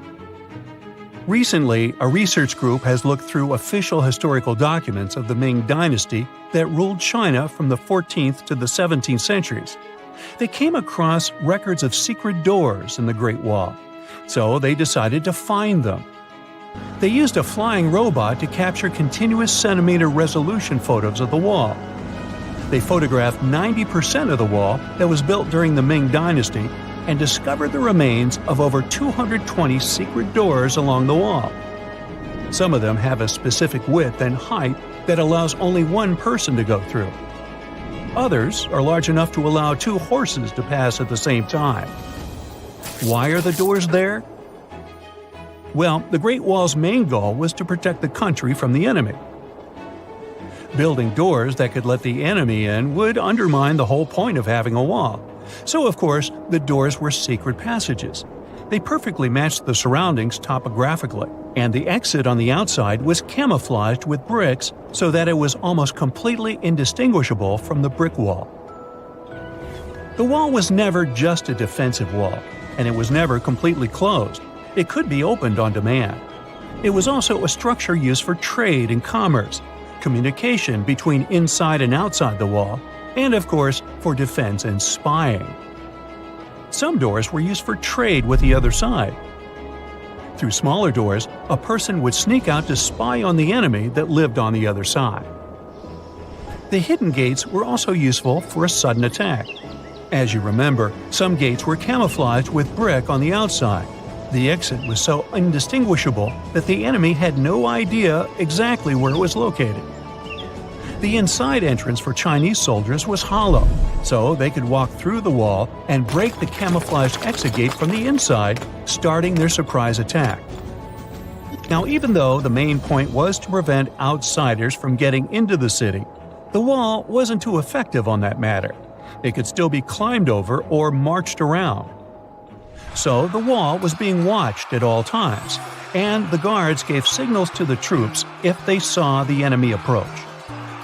Also, the wall provided more time to mobilize and bulk up the country's forces or lure the enemy troops into a difficult strategic position. The construction stopped at the end of the 19th century. The wall lost its strategic and military importance due to technological advances. Over the centuries to today, only 8% of the Great Wall is in good condition, and the rest is damaged. Also, around 1/3 of the wall has disappeared without a trace, due to both natural erosion and human damage. I guess you could say it's now just a pretty good wall. As you remember, the first parts of the wall were built out of rammed earth and wood. These are not the most unfailing materials if we're talking about thousands of years. Also, destructive farming methods have turned large areas into a desert and contributed to erosion. Also, many bricks were taken away from the wall in the last century to be used in building farms and houses. The wall is being deconstructed stone by stone even today, but this time by tourists. Quite a few of them take a stone as a souvenir. That's a total of a lot of stones, considering that over 10 million tourists visit the Great Wall every year. Since 1987, the wall has been a UNESCO World Heritage Site, highlighting that it has an outstanding importance to humanity. The wall is one of China's 56 World Heritage Sites, second place among countries with landmarks protected by UNESCO. Who's first, you ask? Well, the top spot, with 58 World Heritage Sites, belongs to Italy. And do you know that the wall isn't only a famous tourist attraction, but also the location of the Great Wall Marathon? It's a marathon that was established in 1999 and is one of the most challenging ones in the world. You guessed right, people run along the wall, including all the steps. There are 3 distances, so that participants can run a full marathon that is 26 miles, a half marathon that's 13 miles, or just have a fun run of 5 miles. So, imagine you're 15 and you get bored of playing video games. Instead, to pass the time, you decide to give some attention to an old hobby of yours, tracking down lost Mayan cities. You've heard that some ancient civilizations are said to have built entire cities based on constellations, so you decide to check out whether that was true for the Mayans. You find a book containing all the constellations the Mayan civilization believed to exist. You open good old Google Maps and map every ancient Mayan city discovered to date. You start seeing that this information actually matches. And truly, the biggest ancient Mayan cities correspond to the brightest and biggest stars of the Mayan constellations. Okay, this is getting interesting. You manage to map out over 100 ancient cities when you suddenly notice something strange. There's an area in the Yucatan Peninsula in Mexico where archaeologists have unearthed 2 Mayan cities. But on the constellation map, there are 3 stars. Could this mean there is a long-lost city waiting to be discovered nearby? You might think this sounds too daydreaming, but the story is actually true. The previous account happened to a Canadian teenager named William Gaddery. The boy is known as a science genius and had even won an award for the constellation theory we presented just now. When he noticed that a 3rd city was missing from the 23rd constellation he was examining, he began to scour the internet for satellite pictures that could help him solve this mystery. He looked into images from NASA, JAXA, a Japan-based satellite company, and Google Earth. These images were still insufficient to answer his questions, so he reached out to a friend inside the Canadian Space Agency. His friend provided him with state-of-the-art satellite imagery that gave him the answer he was looking for. According to the images, there is a large square area right on the border of Mexico and Belize, which looks like the remains of a city. William took the images to a remote sensing expert known as Dr. Armand Laroque from the University of New Brunswick. They studied the images thoroughly and concluded that the area could be housing 30 buildings and even a large pyramid. The scientific and archaeological community went crazy with the 15-year-old's discovery. Could this really be true? Some background. Lost Mayan cities began to be unearthed in the mid-20th century. Since then, ruins from cities such as Tikal, Palenque, and Uxmal have been rediscovered. The Mayans were one of the biggest pre-Columbian civilizations living in the Americas. They began to settle in the area as early as 1500 BCE. Experts believe that, at its height, the Mayan civilization consisted of over 40 cities with a population of millions of people. That's a crowd. And their cities were pretty interesting. Their civilization spanned over Mexico's Yucatan Peninsula, Guatemala, and Belize. They survived mainly on agriculture, so they developed a complex irrigation system in most of their cities. They built a series of ceremonial buildings, pyramids, plazas, and even courts for ball games. The Mayans were keen pyramid builders, but they also developed an advanced astronomical system. With whatever ancient technology they had, they were able to predict the exact location of planets, such as Venus and Mars, and they were able to predict the exact dates of eclipses. That's why the methodology William used to discover this long-lost Mayan city was unusual, but not completely surreal. The Mayans were keen astronomers, so it wouldn't be too strange that they built their major architectural feats in relation to the sky, would it? And they wouldn't be the first ones to be doing so. There is a famous fringe of Egyptology dedicated to studying how the Giza pyramids were built in perfect alignment with the Orion constellation, meaning that each pyramid was purposely built to align with one of the major stars of Orion's belt. According to William, he first had the idea to look at the Mayan constellations because he couldn't understand why the Mayans built their cities where they built them. Most major cities, such as Chichen Itza and Uxmal, aren't near any rivers or significant bodies of water. Instead, they're built on marginal lands and on top of mountains, which confused the 15-year-old. His next thought was that it might have something to do with astronomy. William named the new city he discovered Mouth of Fire, which is also my nickname, and he even won a merit award for his hard work. However, his theory was very much contested inside the archaeological community, and many Mayan experts worked to debunk William's findings. Some archaeologists say that constellation theories are too unscientific. Anthony Aveni, a renowned anthropologist and astronomer, referred to William's methodology as an act of creative imagination. He explained that there is no way to be sure what the Mayan constellations really were. It's all just hypothetical. Another debunking of William's findings came from Mayanist David Stewart, who said that the object identified on the satellite imagery is nothing but an old cornfield. His claim was supported by an expedition that took place near the area in 2021, when the archaeologists present reported there was nothing at all in this area.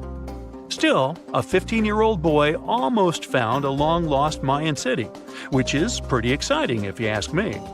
Similar techniques as those used by William are actually being used to unearth lost civilizations all over the world. According to space archaeologist Sarah Parquet, satellite imagery has been a key player in discovering ancient cities in Egypt and other places. Sarah herself spends most of her days scouring images for any sign of where there could have been cities long ago. What happens, she says, is that any time you have something buried, it's going to be covered either by vegetation, soil or sand, or some other modern construction on top of it. In order to assess whether there is something hidden under large canopies of vegetation or not, she uses infrared technology, for instance. A major recent discovery in Brazil was done in a similar way. Satellite imagery detected a network of trenches dating back to 200 to 1200 CE. These suggest settlements that could have supported around 60,000 people. But in this case, the satellite imagery did indeed correspond to what was on the ground. Researchers from the University of Florida found several mounds that were accompanied by ditches and geoglyphs.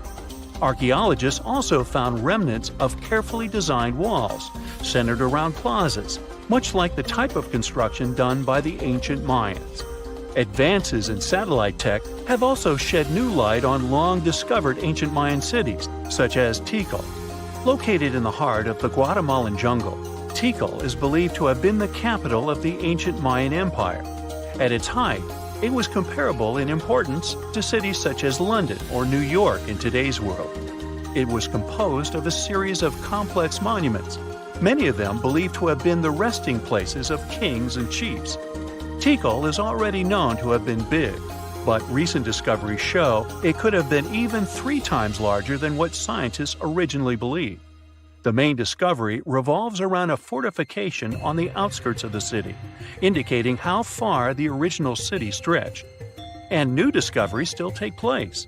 In 2017, researchers also unearthed new clues regarding the potential causes of the decline of the Mayan civilization.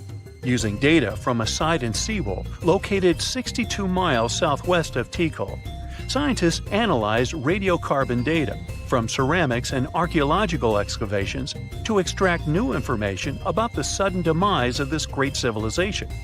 The information shows that, instead of a sudden collapse, the Mayans most likely collapsed in waves of social instability and political crises. These events are believed to have deteriorated Mayan city centers and began causing the dispersion of the Mayan population. Wow, it seems like it's a prime time to uncover ancient ruins.